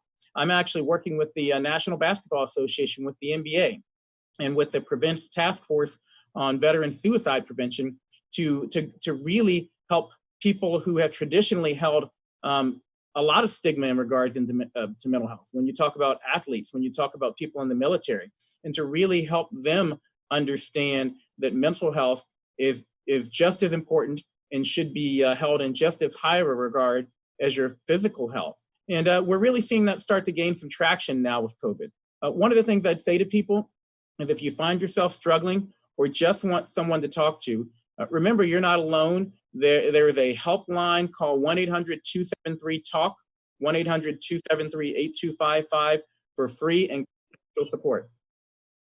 Well, with that, I want to thank Surgeon General Jerome Adams for anchoring our discussion on health guardrails. Thanks very much. I hope we can have a conversation with this and, you know, down the road where we will have achieved a lot and we're in a very different place. So thanks very much for joining us today. Thank you. And parents, get your kids vaccinated. Critically important. We know that vaccination rates and in recent MMWR are trending down, but it's important to reach out to your physician. The American Academy of Pediatrics launched yesterday a new Call Your Pediatrician campaign. This time last year, we were fighting outbreaks of measles, and we're set up for them again after COVID-19. We want to make sure we're protecting our most vulnerable, and particularly from diseases for which there is a vaccine. Measles, whooping cough. Please talk to your provider, make an appointment, figure out how to get your child vaccinated today. Thank you so much for that important message, and we'll look forward to talking to you again. Thank you.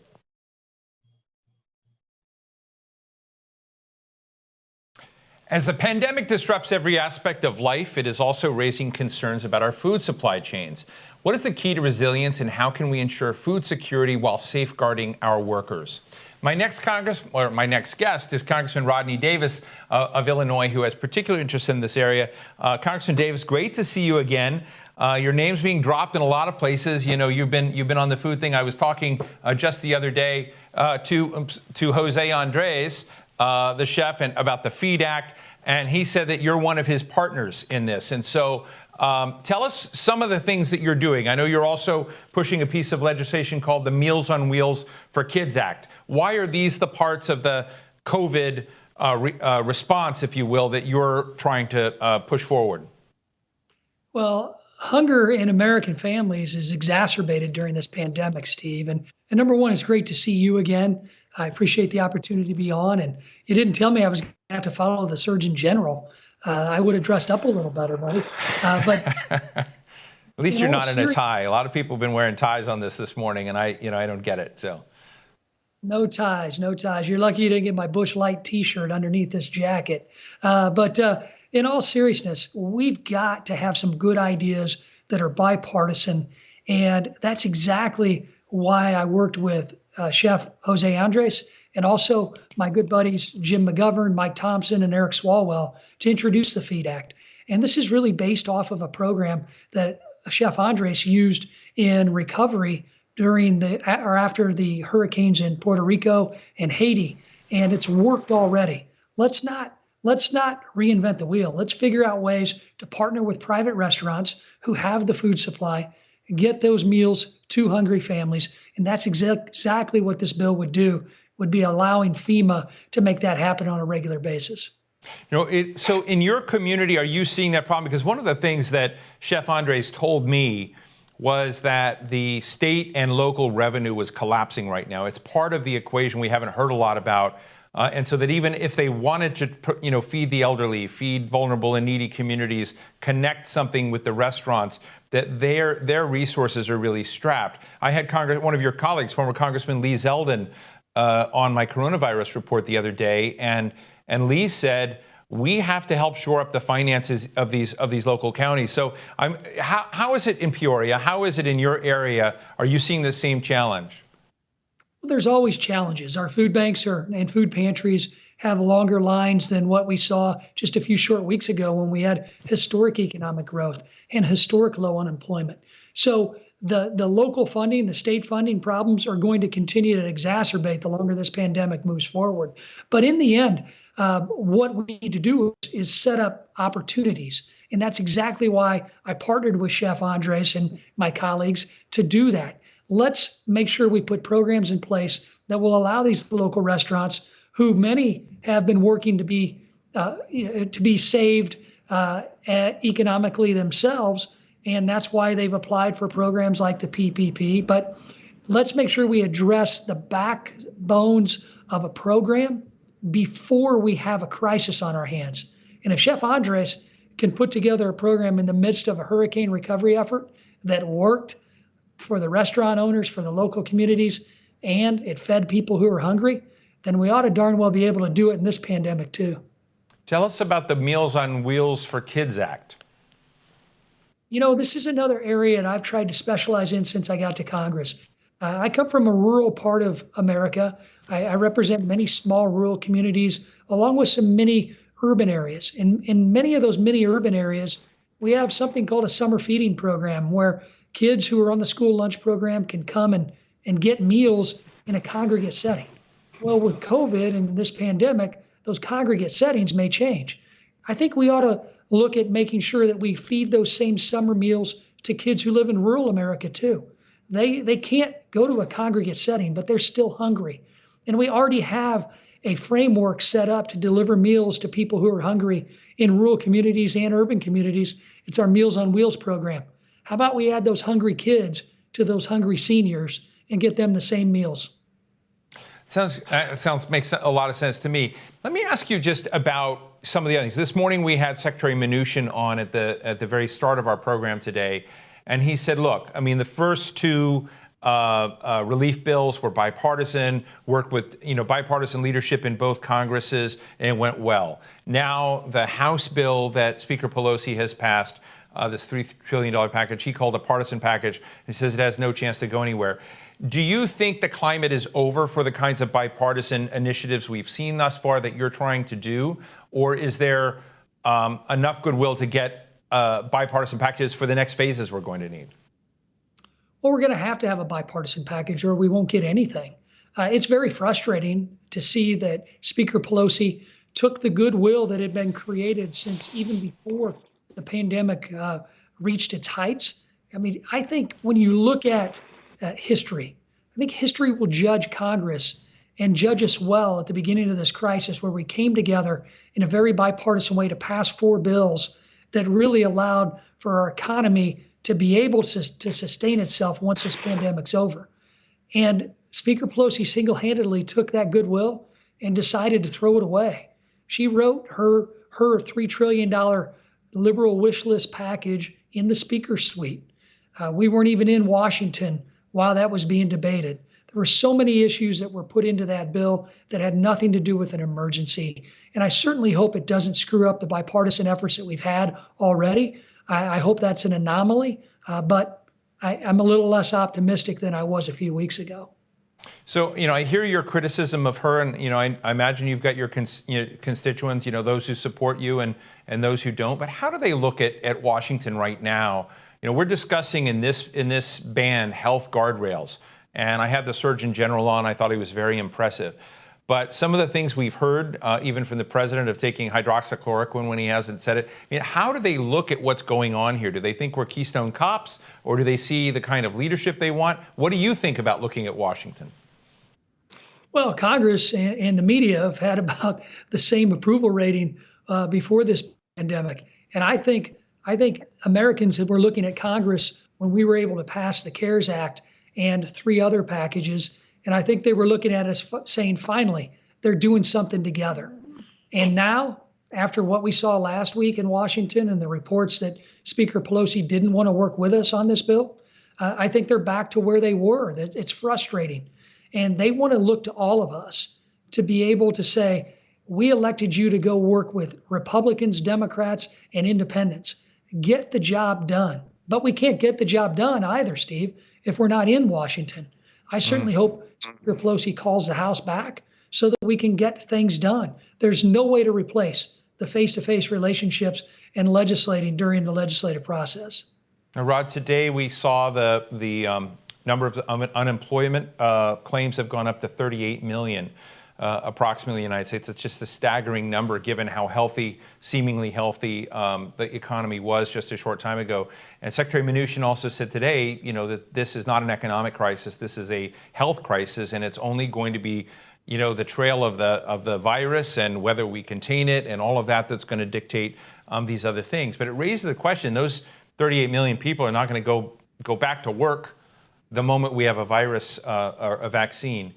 Do you think your colleagues on the Republican side of the aisle that understand that and would be willing to think of things like WPA-like activities, large employment projects through national infrastructure, these kinds of things? I know we're not there yet politically, but I'm just interested in whether you think there's an appetite at all to get Americans back to work, because this is not their fault that this has happened, and it's not an economic failing that's happened. It's a virus. Well, there's a lot of Republican support from people like me and many of my colleagues for infrastructure investment. But the $3 trillion bill that Speaker Pelosi put forward was woefully inadequate when it came to infrastructure investment. And so I think there's bipartisan efforts that can be had when it comes to rebuilding America and using that as part of a recovery act. But in the end, I think when you look at what we did for our small businesses, I think we put them on a better playing field to be able to survive this pandemic and come out of this pandemic still being the local drivers in our communities. We wouldn't have local and state sales tax bases if we wouldn't have acted in a bipartisan way. But the key point, too, is we've got to begin to get people comfortable seeking health care. And one area where I want to thank my governor, Governor Pritzker and his team, they listened to me when I asked them in his last executive order to rethink the closure of elective and diagnostic procedures in our hospitals and clinics. And he did that. He opened them up, and I'm glad he did, because the last thing we need is to come out of this crisis and this pandemic with a new crisis of a higher morbidity rate and infection rate for diseases we know how to treat because people were too scared or they couldn't go see a doctor because they weren't there at the clinic to begin. Rod, what is the testing situation like where you are in Illinois right now? I just had Will Hurd on, and they have a surplus of tests and test kits there and not enough people coming in to take them. You don't need a doctor's referral. It's very different.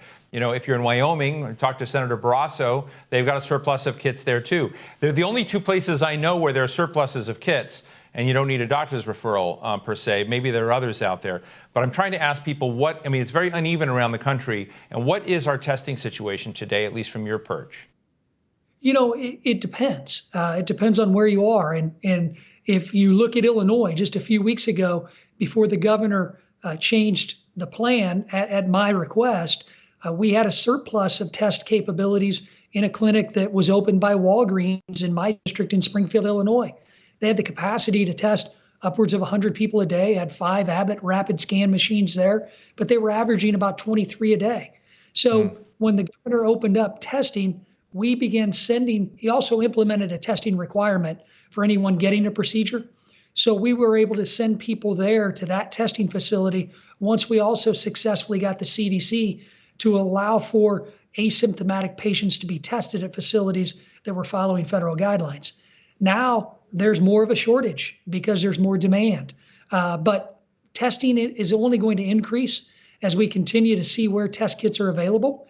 And we've seen testing availability increase on a daily basis during this pandemic. And I assume that's going to continue to happen. And I think our testing capabilities are only going to grow to where states and places like Illinois may someday soon, I hope, mirror Wyoming and Will Hurd's district in Texas.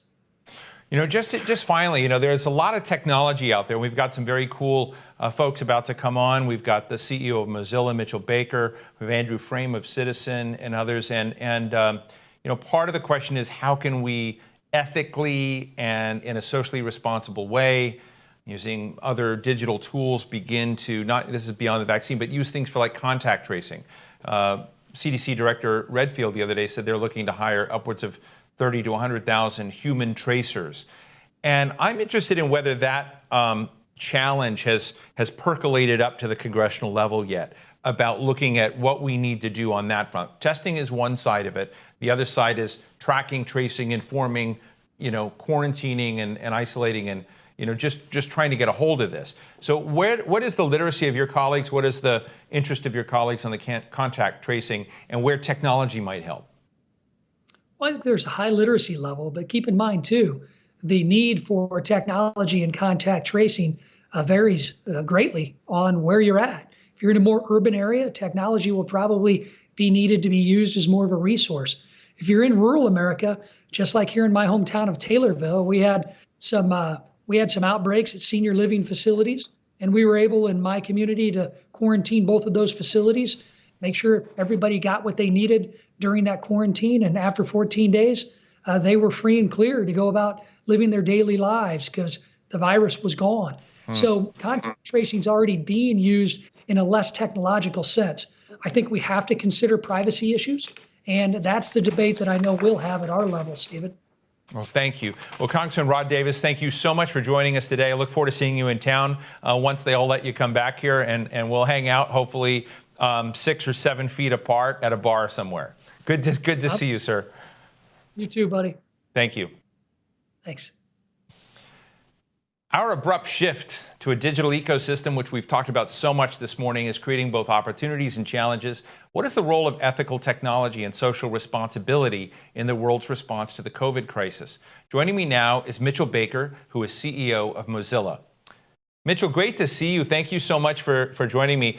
I should tell our audience that you and I had a great encounter at the Great Web Summit. We talked about how to square these issues of technology, but not to become tech determinists. So we have to understand that there are ethical dimensions out there. And I would love to know from you, as you look at the internet, you have such an important place of it, and Mozilla itself is so committed to a social mission as well as to its economic growth. How do you look at the internet through a prism of how the health of our society and the health of the internet is today in this pandemic?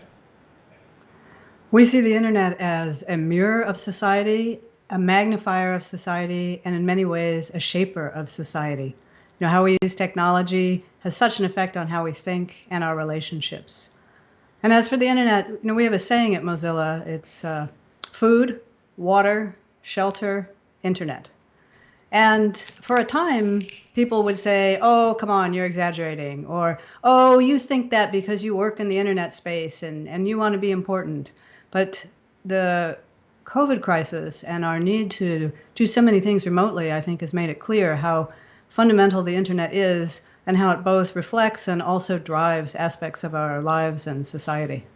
Mitchell, one of the interesting things is that we've been talking a lot today about how maybe for years, maybe for the last 20 years, we've been talking about the transition to a digital world and, all things digital, all things D.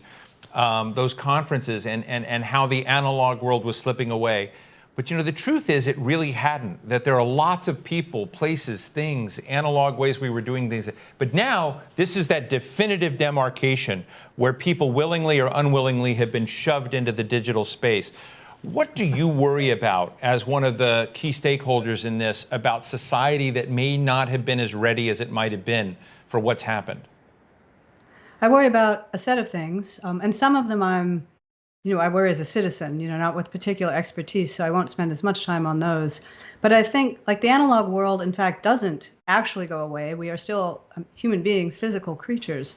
And so the question of how do we engage with technology and what does it actually mean psychically, I think, that's a social and health and mental health issue that we'll learn. Closer to the technology side, we're obviously in a crisis. And so in a crisis, you move forward as quickly as you can to address it. A crisis is not a time where you think about the balance. And a democracy is a balance. It's a balance between what's the power of the state or the government and what's the power of the individual. What does liberty mean? And how do you have rights as an individual, but the people around you also have rights? How do you balance those things? And today, technology brings those into questions anyway, as we live in a time where surveillance is easy. And the ability to, know almost anything about someone is much easier. So we have that issue already, but like so many things, the pandemic magnifies it. The contact tracing discussion will magnify it. How we think about people, what kind of information do we gather, what do we use with our phones? So one thing that I think about is how do we address the crisis today and do so in a way that allows us to maintain the discussion about this balance of power. Privacy is one very important piece of it, and I think the issue is actually much larger. It's really the nature of how much information is known about me, who has it, who can use it, who can manipulate it. Is liberty for me mean like I have that information, and it works on my behalf, or do others have it and it works on their behalf? So everything from the base, everything from small to like large questions. How do you get the equilibrium right? I mean, you're saying it in a way in which I understand it, and it doesn't sound. I mean, it sounds, in many ways very sensible. On the other hand, you've got people using similar language, but more stridently around their business, like Elon Musk is talking about liberty versus fascism and these stay-at-home orders. How do you get the equilibrium right so that individual rights and liberty are respected, but yet you're not doing things to sabotage, a broader community or country? Yeah. Well, I think that is the question of democracy, and the question of time and experimentation. And so, for example, one of the things that we do at Mozilla is we try to make technical alternatives so you can see different choices. And you could see what would it look like if there was a product that wasn't tracking me, or what would it look like if this product was protecting me and not tracking me, so that we can see different alternatives. And so we started out on this question of democracy, but closer to home and technology, I think one key aspect is how do you see a different possibility? Who's building it? How do you test it? So how do you get different sets of ideas?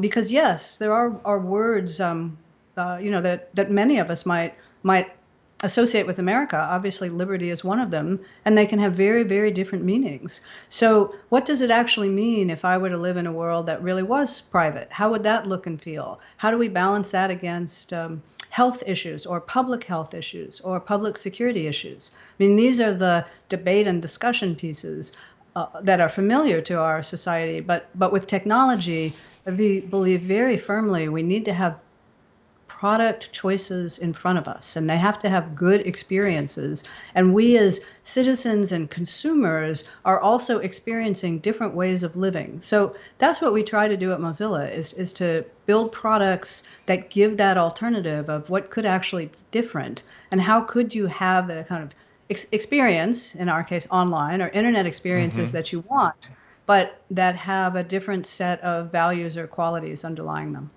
Mitchell, some of my team found, and we're reading the Mozilla blog, and this may be on the foundation side, I'm not sure, and they highlighted something called the MOS program created in 2015 that had created an open source ventilator and various other sort of open source technologies and sharing. And it kind of reminded me, of a way to be magnanimous in the tech world, how to be generous, a spirit of generosity in the tech world that you don't often see. It's something we discussed at Web Summit. I'd love to hear about it if you know about it, but about this moment, because I know so many people on edge, so many desperate folks, and it's hard to say, hey, we need to be magnanimous, we need to be generous, because there's so many hurting, but I do think the examples are important. I'd be happy to, and I do know about the MOS program. That's one dear to my heart. I'll give a little background. Mozilla is an open source project, one of the early large consumer-facing open source projects. And we're also, at our core, a nonprofit organization. So our parent is a nonprofit, and we run our activities and our business as a public benefit goal. And so one of the things we do in the MOS, it's Mozilla Open Source Support Program, is we give grants to open source projects that are doing things in line with the Mozilla nonprofit mission and goals. And so when COVID became obvious, we repurposed a track of grants and grant funding to open source projects that are specifically aimed at COVID. And we believe in open source for a few reasons. One, it's trustworthy. You know, if you have an open source program and your technical colleagues can see what it's doing, you know that it's not doing secret things.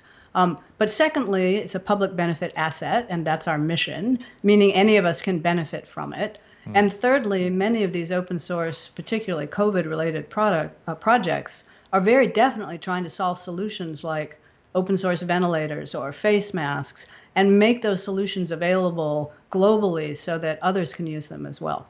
And so we've been doing that on an accelerated basis for the last few months, and have seen a really wonderful range of projects from around the globe of people trying to find solutions on a voluntary basis and share them with others. So that's the kind of piece that we think is important. And I'd say it really does go beyond being magnanimous. You know, there are so many things in which I can't be healthy or happy or productive if everyone around me is unhealthy or unwell or not productive. There is a social health piece, and we see that clearly with COVID, and I think also true in the internet space as well. Right? You can't make a product or we at Mozilla, for example, can't make a product that's really great for 100,000 people and have much impact. You know, years ago, I used to say you needed 10 million people to want the same thing. Now it's probably more like 100 million people for a product to actually be able to have impact and change the way experiences work. And so there is some, you know, we are a public benefit organization, you know, aiming for the good of all of us. And that's, you know, our shareholders are nonprofit. So that's what we aim for. But there is something beyond being magnanimous into building a system where all parts of it are healthier. I know you've been very outspoken about technology and the dangers of contact tracing. Is the way that contact tracing, which everyone I've talked to has told me that somehow with workers and consumers getting back out there, tourists, we have to have testing ever present everywhere, and we have to have contact tracing if we have, you know, pop-ups. Is there a way that you believe that technology could be a help and assistance that it would work? Or is that something that you think is just a course we shouldn't go down? I think we're in a public health crisis, and we should be looking at all of the possible tools to resolve that. And so at Mozilla, we don't take the position that all use of technology in contact tracing is bad. Right? I mean, as a public health matter, I'm not the expert, but I think we understand that contact tracing is historically an important tool. So saying technology shouldn't be involved seems like trying to ignore some of the advances of the last generations. The question is, how is it involved, and how do we set it up so that we protect ourselves as we can now, and that we can come back later and look at it? So I'll try and give some examples there. Ideally, contact tracing apps would be open source, because that's how we know what they're doing. Or if you worry about these apps secretly stalking you or sending back all sorts of information, open source is the way to take care of that. Secondly, you want to collect a limited amount of data. You want it to be under very strict controls. You might, for example, the HIPAA rules are very strong. And then an important piece is we should set these up so that they don't go on forever. That's both the data that's collected, but the actual program and the app. And we should be clear that we can come back, let's say when we have a vaccine, and we can evaluate in a different frame of mind, is this a healthy thing for us as a society to be doing? Because I think we'll protect privacy as much as we can right now, but in the middle of a crisis, you're going to make some decisions that when you have that crisis under control, you might want to go back and evaluate differently. And finally, we advocate exploration of technologies that are known by the term decentralized, meaning that information is not all collected in one giant storehouse where it's subject to security breaches or to whoever runs that storehouse of information, making different decisions in the future. Well, I want to thank you, Mitchell Baker, CEO of Mozilla. Thank you so much for adding your insights to today's forum on advancing the economy and doing it smartly and safely. Thank you so much for joining us. Thank you. After 9/11, enhanced security at airports and on airplanes became the norm. The coronavirus pandemic is probably going to change our lives significantly as well. As we were just discussing, testing and contact tracing are likely to become key tools in our fight against the virus. Andrew Frame is founder and CEO of Citizen, a public safety app. He's been in the news a lot. Andrew, thanks so much for joining us today. Thanks for joining me. I am fascinated by this challenge because what we're discussing in this band of time, and we've talked this morning about the sort of big policy, big money, big finance, big production. Then we talked to folks, about what's happening in micro businesses, in ventures and restaurants. Now we're talking about the health and safety guardrails that the country is going to need to come back. And everyone I have talked to in this, as I just told Mitchell Baker, has said contact tracing is a vital part of that. You have a company that's doing it, it's putting on a line, and you're doing it. So let me just give you an opportunity. First, I think it's called SafeTrace. Tell us about SafeTrace. Okay, so first of all, we're not quite doing it yet. So this is something that's about to emerge. We've currently got it in testing. So we started this about 6 weeks ago. It started to become clear that contact tracing is going to be an essential part of U.S. safety infrastructure. And so what we are, Citizen, is a safety app. And so we're currently in 19 cities.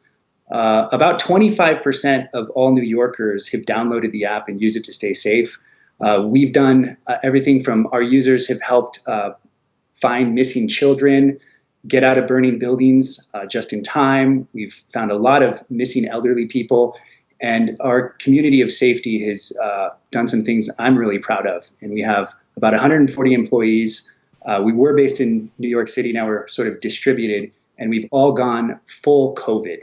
And so safety has kind of transitioned from the types of safety that we originally were protecting against to a contagious disease. And when this contagious disease started coming to the US, we had to ask ourselves, is there anything we can do as a safety app to deliver on the promise of keeping people safe? And so it wasn't clear that technology would play much of a central role until we were able to observe some of the success in Taiwan and some of the Eastern countries around digital contact tracing using the Bluetooth. And so what we did is we've spent the last 6 weeks building a product, which I am going to share my screen and show you now. Great. Because I think it's a lot easier to talk about it if we can see it. I love show and tell. Okay, do you see that? I don't do you see yet. Darren, do we see it?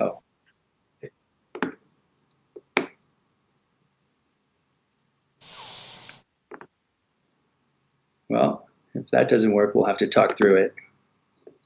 I don't see it yet, so I'm going to keep asking you questions until you get Sure. it up. We may have to disappear your face, I think, to get it, because I think it's going to pop up That's on fine. your screen. So when you go, but as you're doing this, I mean, you pivoted in the last 6 weeks. This is a new deal. This is driven by the hit of this. So tell me how you got from finding a missing child or helping an elderly person escape a burning building. What is the logic and leap from that to contact tracing? It's really simple. It's our mission. Our mission guides us, and our mission is to keep our users safe. And we have the biggest safety crisis any of us have ever seen, and worse than any of us can ever imagine. And our enemy is a contagious disease. So contact tracing, as we started to look into this and study it, theoretically, if we can get contact tracing to scale, and more importantly, if we can integrate it with testing. And so we've spent the last 6 weeks building government partnerships, also building testing and lab partnerships. So you will be able to order a test right from Citizen inside the app at home, an FDA-approved test, and that test will drive the contact tracing. So the system that we have devised, we call it the testing tracing flywheel, where technology enables the tracing and is fueled by the testing. So if somebody were to take a test and the positive result were to be discovered by the lab, not only would the user who has taken the test see that they're positive, but simultaneously all of the people that they may have exposed are immediately and simultaneously notified, meaning that the person who may have been exposed through contact tracing may actually know about the exposure sooner than the person finds out they're positive, depending on who checks the notification first. This is all about speed. The more that we learn about this disease, we're clearly in the technology world, not in the medical world. We're simply tuning into the same medical discoveries as everybody else. But we are now learning through scientific journals that this thing spreads at a higher rate. It's more contagious than we thought during the asymptomatic phase. And so these super spreaders, the way to stop it is to get them notified of the potential exposure as fast as possible. It's all about speed. And that is what you can do with smartphones. And so we have built the system that integrates tracing and testing. And it is currently in a beta test with internal users, and we're working with government partners. So I'm sure you're going to know my next question, which is how do we assure that that information will be used responsibly? We just had Mitchell Baker on that was, raising some of these concerns and questions about, where does that information go? And what are the trade-offs in privacy? I'm sure you've thought about those issues or you wouldn't have done this, but what are the smart answers? Yeah, so we've thought deeply about this. First of all, we have some of the most sensitive data on our users. We have location data, and we're really proud of the fact that we protect that location data each and every day. We've got 4 million users, all of which have given us location. It's extremely sensitive data. The data is handled with the utmost security and privacy. We never would sell it. We don't intend to ever sell it. I agree with everything that Mitchell just said. I mean, this should be an open source project. In fact, we started an initiative called SafeTrace that we already began the process of open sourcing all of this technology and are looking for collaborators on SafeTrace. That's how we started this 6 weeks ago. So the privacy can be handled by the nonprofit and with an oversight committee so that the data, the most sensitive Bluetooth tracing data, can be kept secure and trusted by a third party. However, when we go to market, speed is everything. We've already built privacy policies and security that has protected our users to date, and we intend to do the same thing going forward. Now, you mentioned the FDA. The other day on my coronavirus report, which I would love to invite you on to join one day, and we can also look at the app and show it in this, I had Director Redfield, and he talked about the need to hire this massive workforce. Low-end 30,000, high-end 100,000. In his scale, Tom Frieden has said up to 300,000 individuals in contact tracing. So I'm just wondering, is this an interesting offset? And is CDC a friend or foe in what you're trying to do? Look, everybody's doing their best. I wouldn't consider them a friend or a foe because we have no relationship with them. They early on asked us about our contact tracing. We submitted a long report back on exactly how it's going to work. We invited collaboration. This has to be done collaboratively. The entire nation has to come together here and do their part. And we're doing our part in the form of technology and a consumer product that people want to use. In fact, the engagement on the early tests that we're doing is out of this world. I mean, it's off the charts. People want this. They know they need it. People are looking for action that they can individually take in order to get the world back to normal. Very much like we had to deal with the inconvenience of the TSA post post the terrorist attack. We're now in a world where there may be different convenience factors that we're just going to have to deal with. But given the fact that the convenience factor right now is stay-at-home orders, I think putting a contact tracer on, and a trustworthy one, and taking tests frequently and all of that, if that means we can get back to a safe world until the vaccine arrives, I think people are willing to do it. So let me finally, in our last minute or so, ask you what you need, if anything, from Washington. Maybe you don't. I mean, I don't know where you're at. I think you're in New York, but I have a lot of most entrepreneurs that say, no, just keep Washington away. We don't need any help. Just don't get in our way. But what would you like policymakers here in Washington to know about? And are there things they can do to help? Yeah, I mean, look, we're looking for all of the support that we can get. And this is unprecedented given the fact that you now have the political world, the medical world, and the technology world all coming together at record time to develop a solution that is necessary for the safe reopening of the world. And so we need the politicians. They have, powers that we don't have. We need the medical community. We need everybody to come together and work together. So if there's anybody out there struggling with contact tracing or wants to partner with us at a state level or even a city level, we're happy to talk to them, happy to talk to anybody out there that thinks that it would be a worthwhile partnership. Well, I downloaded the app today. Andrew Frame, CEO of Citizen. I wish you luck with SafeTrace, and I'm going to have you back if you don't mind, because I want to hear how this goes. And congratulations, at least on the fast pivot and what you're seeing so far. Thanks for joining us today. And next time, I would love to figure out how you can show the app online, which we weren't able to do today, and I apologize. But thanks so much for joining us. And now, to wrap up a great day this hour, but for me, it's been a long day. Communities across the country are trying to find creative ways to hold themselves together during this crisis. I was born in Kansas, Salina, Kansas. I've been in Japan. I mean, you've heard all my life story today. But I'm interested in what this world, what these tensions look like in Topeka. We're joined now by the mayor of Topeka, Kansas, Michelle De La Isla. Michelle, Mayor, I should say, we know each other. Mayor, it's wonderful to see you. Thank you much for joining us. Very early in this crisis, I began getting Google alerts on what you were saying and what you were doing early. And early in the crisis, Topeka was a place where there wasn't much incidence. It was everywhere else. It wasn't there. But then it began to perk up. And we wouldn't say it went to DEFCON 5, but maybe to DEFCON 3. So I'd just love to hear from you how this has changed the community, how you have tried to comfort them, but not panic them. I think that being completely transparent with all the information that we have available is paramount at this time. I think that all of us at this point in time are being bombarded. I think that Gallup this week used the word information infodemic, of having so much information that you just don't know what to sort through.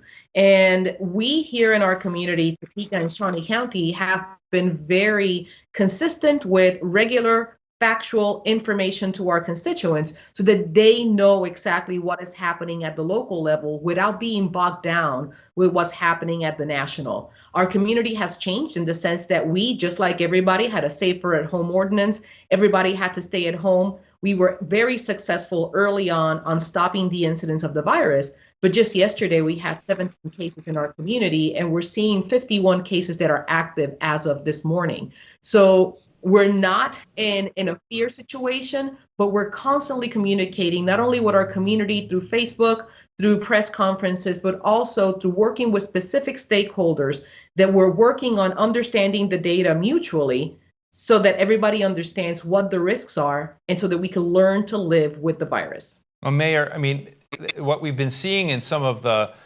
tenser parts of the country is a real clash from people who are just tired of being told to stay at home.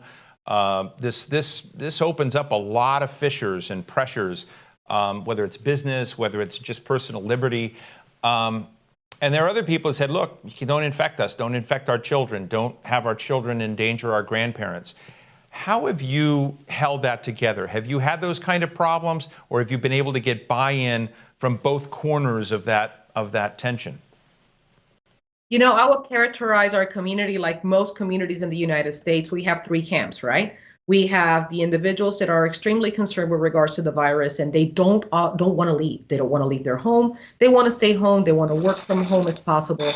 We have the camps of individuals that are saying, absolutely not. You are not going to infringe on my liberties. I will not wear a mask. I don't believe this virus is so bad. Look at our community. We're doing great. Let's reopen. And then you have the people that are in the middle, who are the individuals that are saying, we want to go forth, but we want to do so with caution. And when you look at the graphs, I'm part of the Bloomberg Harvard City Leadership Program, and we were just looking at the charts from Johns Hopkins today. The United States by far outpaces in regards to active cases, and we're starting to come down, and I think Brazil is starting to come up and trend with us.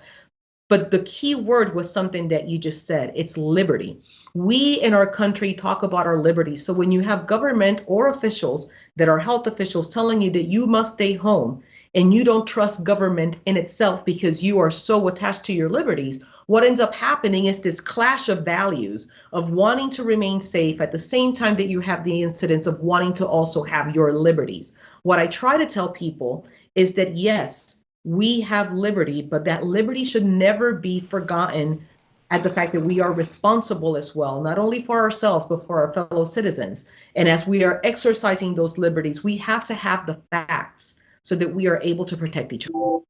Now, one of the things I know you're doing, which I'm charmed by, and I want to listen in, is you're helping out Topeka's parents with their kids. Tell us what you're doing.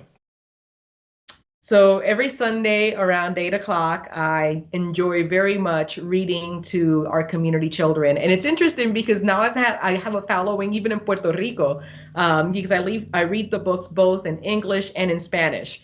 I used to love reading to my kids. It was one of my favorite things to do with them in our rocking chair. But now, understanding all the challenges that our parents are going through, it gives our kids something different to do and something to see. And it's my way of helping parents tell kids, okay, we heard this story, it's time to go to bed. Well, you know, the other thing I want to put on the table, if I'm not, hopefully I'm not revealing too much, but you know, I happen to know that you have a complex past. You were a complex person, and before you were mayor, and at one point you were homeless. And I think one of the things we've been getting at too multiple times today is, you know, what do you do with the people that are not connected? What do you do with the people that are the most vulnerable? How do we get to communities there? Director Redfield of the CDC said to me the other day, Steve, we've got to go out and test the homeless, and if they are infected, we've got to find a place for them to stay. So there's concern. I don't know if there's a plan, but given your insights into that world and experience, what do you think, not only in Topeka, but just what do you think we should be doing? Because I don't see everyone getting the aid and support right now they should be getting. The first thing that we need to do is get enough testing. I think that we talk about the amount of testing that each community is receiving, and we just don't have enough. In Shawnee County, for example, our hospitals now have the privilege that they're working on the reagents so that they can do testing for individuals that are about to have a procedure. But we don't have that yet widely cast out into our community. With regards to the homeless population, yes, I am extremely attached to our homeless population. I love them, and I interact regularly with Barry Feaker, who is the person that runs the rescue mission. And even before we had cases in our community, we were talking with regards to what were the needs that our rescue mission had, and how were we going to best mitigate that. We even talked about even getting a hotel if that was a possibility, which we almost achieved. But the problem was making sure that the residents of the mission and our guests had the ability to have the safety networks that they needed in order for them to be successful. The food, the supportive services, but also in addition to that, how are we going to get them to have the testing that they needed in case we started to have incidents with regards to that population, which is already immune compromised. So we have been very closely with them, developing structures and protocols for them so that the rescue mission knows that they have the support that they need in case something were to happen. Do you think there are things that the federal government should be doing, you know, as it's designing these programs and multi-trillion-dollar packages? You know, I just don't know. Are those communities on the map? Are they not on the map? So I don't You know, right now, I want to congratulate and thank our Congress and the Senate for the work that they've been doing at creating these packages that are phenomenal. There's been a really big bipartisan effort happening in DC. However, I do feel like there is not enough testing and support and resources specifically for this population. In addition to that, a lot of the resources that are needed are there's families that are going by the wayside because they feel like they are not able to receive that support. I'll give you an example. We recently started a free clinic that you could drive through in one of our local high schools for people to receive free testing. But the tests are still not enough in order for us to do broad testing like we need in the African American, the Hispanic population, and the homeless population that are in such need, because we know that there's 40% of individuals that are walking around without any symptoms, that once they end up in a location where there is a population that is already predisposed to having this virus impact them much strongly, then would be in a worse situation. So we need additional testing, and we need to figure out ways of supporting our rescue missions and our communities that are in such need. Mayor, you started something called the Rumor Control Group. Tell us about that.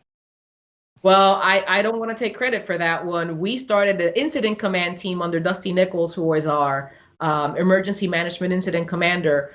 We were figuring out ways that we could use our volunteers, and immediately came up with this rumor control task force, which is volunteers that have a Facebook page that whenever we hear that there is a rumor, we have a group of PIOs from all of our community that help us come up with graphics and put it out there and just demystify any of that. Those volunteers are priceless to our community. And for example, Brenda Blackman, she is a teacher that should have been working, and she spends all day in the incident command center sitting down, getting those calls, and then passing them on to a team so that we could have good information out for the public.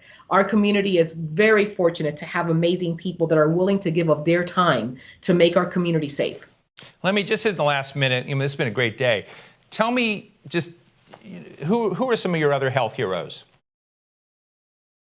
Some of my who? Health heroes in your community. You know, I think that this is a great time in our country for us to talk about not just the nurses and the doctors, but our CNAs. Our CNAs are phenomenal. The clerks at the pharmacy desk that are not the certified pharmacists, but they are the ones that are having that face-to-face contact with you. Those individuals that are delivering food, the people that are helping Meals on Wheels, the people that are working that cash register, the people that are helping you get your food and your nourishment. These are individuals that are being paid more than likely $7.25 or $7.50. And these are heroes. These are the individuals that are keeping our economy going. And I think that we have to take a broader look on how we sustain these individuals that may not be able to have a cost of living that puts them in a position to be a little bit more susceptible to this virus. It helps us have a broader conversation of our values in this country. They are my heroes. Well, Michelle de la Isla, Mayor of Topeka, Kansas, the great state of Kansas, thank you so much for joining us today. I wouldn't want anybody else to be the anchor of a day like this than you. So thank you so much for joining me. Thank you. That brings us to the end of our summit. The entire program will be posted to the Hill events page so you can go back and watch portions of the program you may have missed. Thank you to our presenting level sponsors, Wells Fargo and Siemens. We thank you for watching, and as we end the program, please remember that this is a time to be giving, a time to be magnanimous, and a time to check in on others. I'm Steve Clemons of The Hill, signing off.